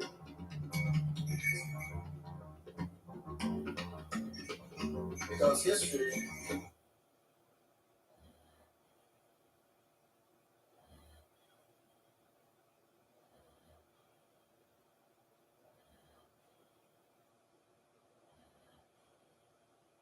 repeats itself, but my story is endless. It never repeats itself. Why should it?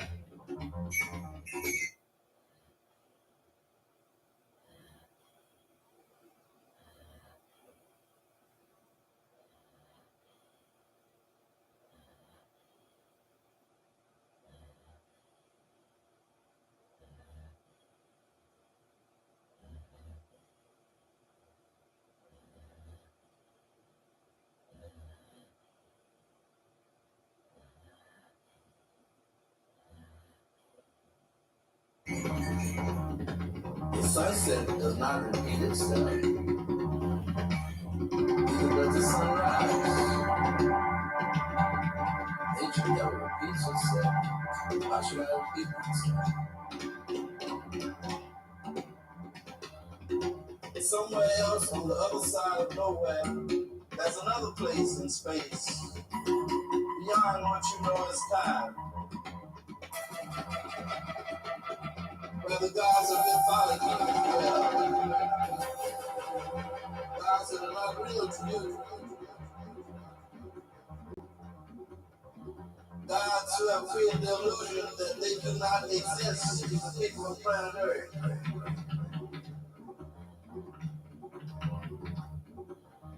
These gods dwell in their hypocrisy, opposed to your theocracy, and your democracy, and your monocracy. They dwell in their hypocrisy, a magic world that makes things to be. These gods can even offer immortality.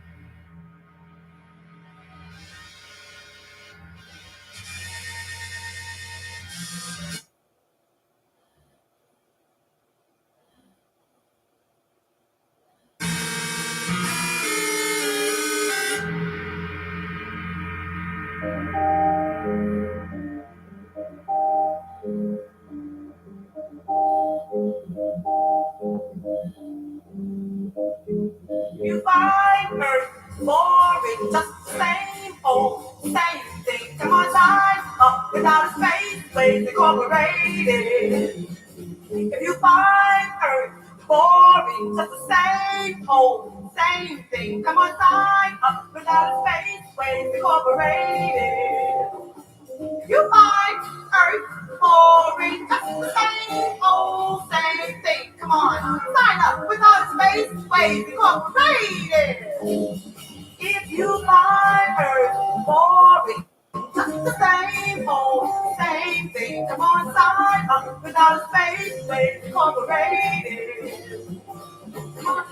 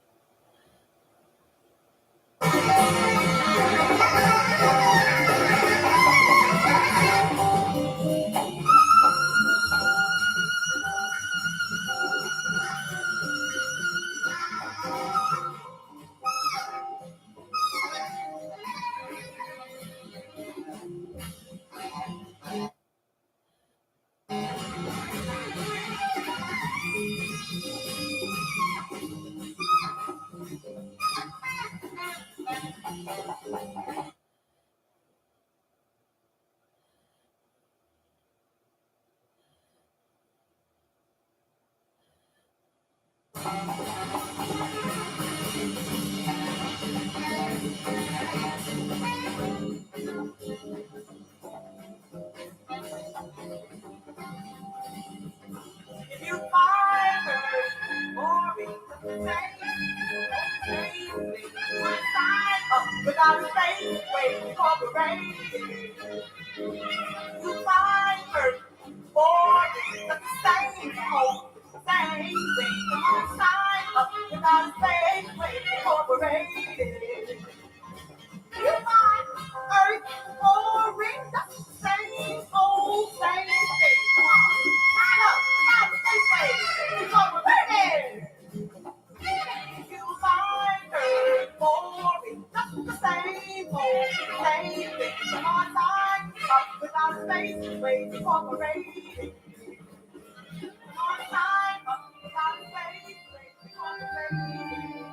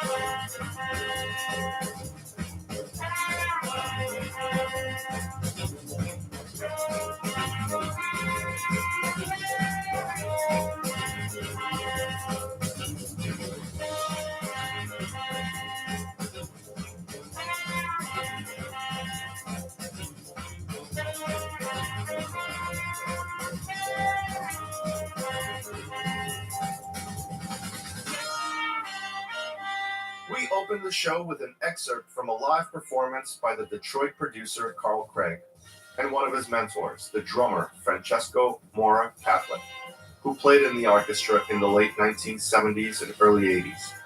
It's taken from a live techno Sun Ra tribute set the duo played in France in 2019 and features Ra's sampled voice alongside Craig's machines and Mora's drums.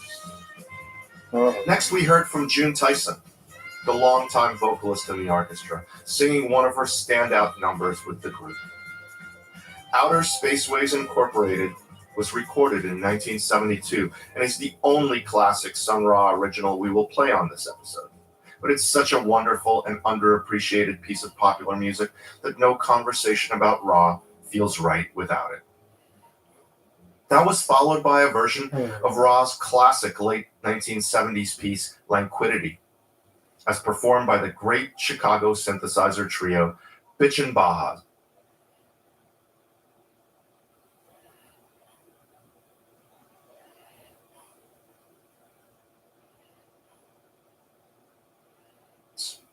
It is from their excellent 2021 album, Switched on Ra, which, true to its title, features the group performing pieces from Sun Ra's repertoire.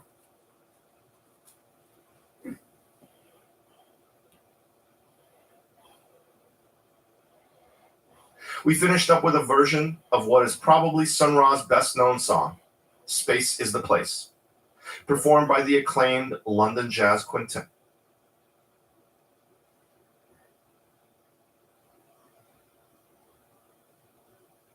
At Ezra Collective.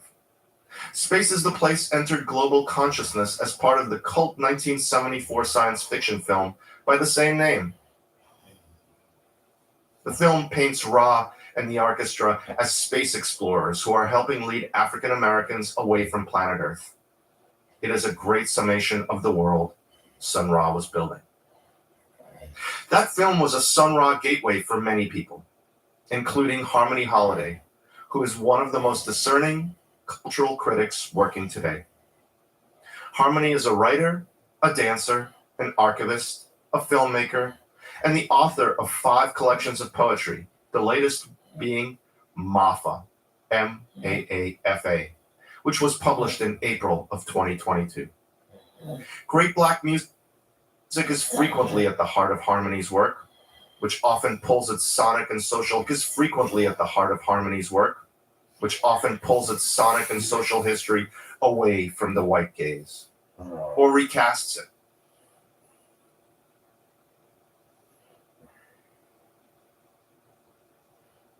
The pleasure of engaging Harmony's work, whether creative, critical, or curatorial, comes in how it broadens one's perspective of whatever topic she tackles. Harmony pushes the framework of the past, or in some cases, erases it, to help illuminate the future. In this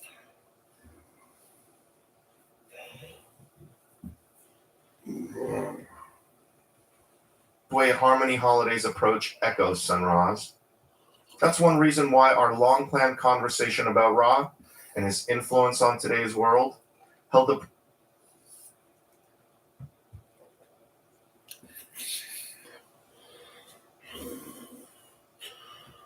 promise of thinking differently about a well-worn subject. Harmony, let's just start with you and the work that you do and how Sun Ra's idea.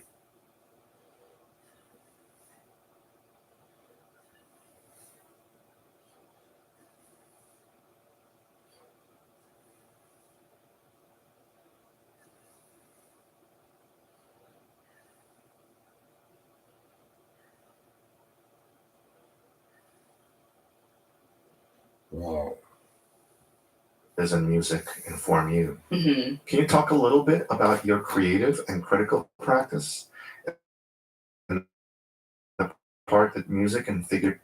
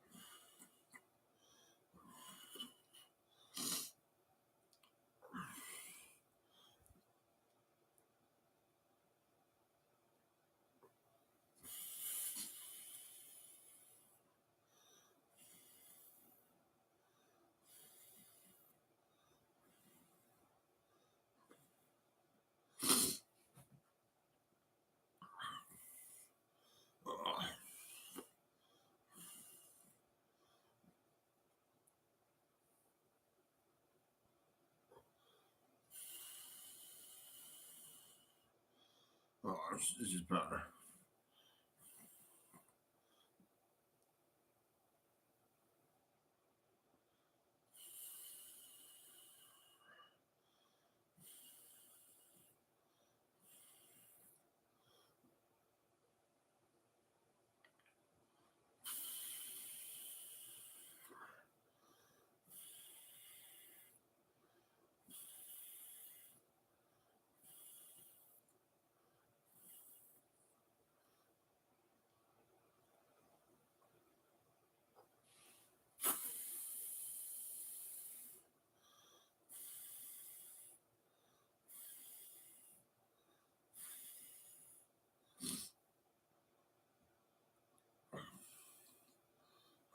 I'm going to say goodbye in 10 minutes. I've been driving 6 hours. Oh my God, that's crazy.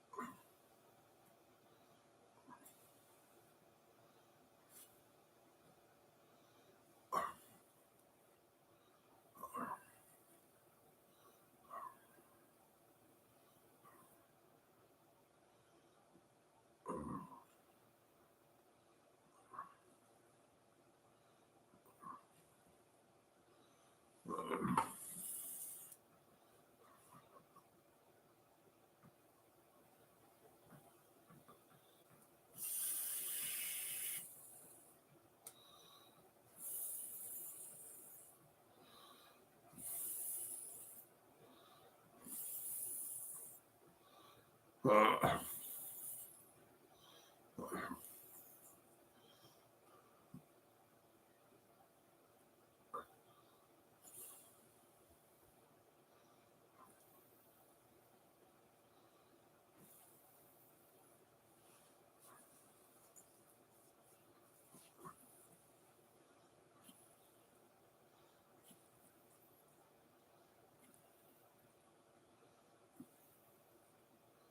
going to bed.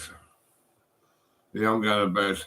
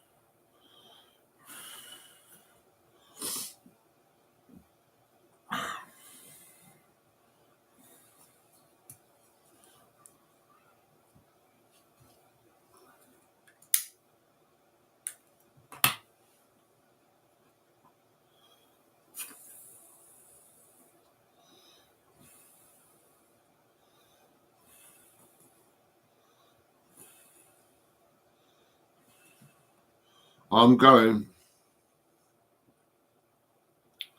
6 hours of me is enough. Yeah.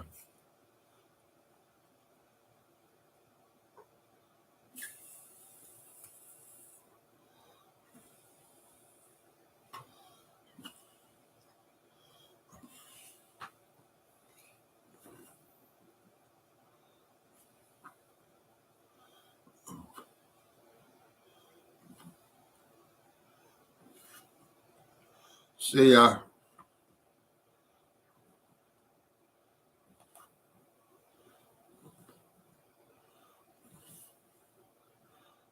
Bye.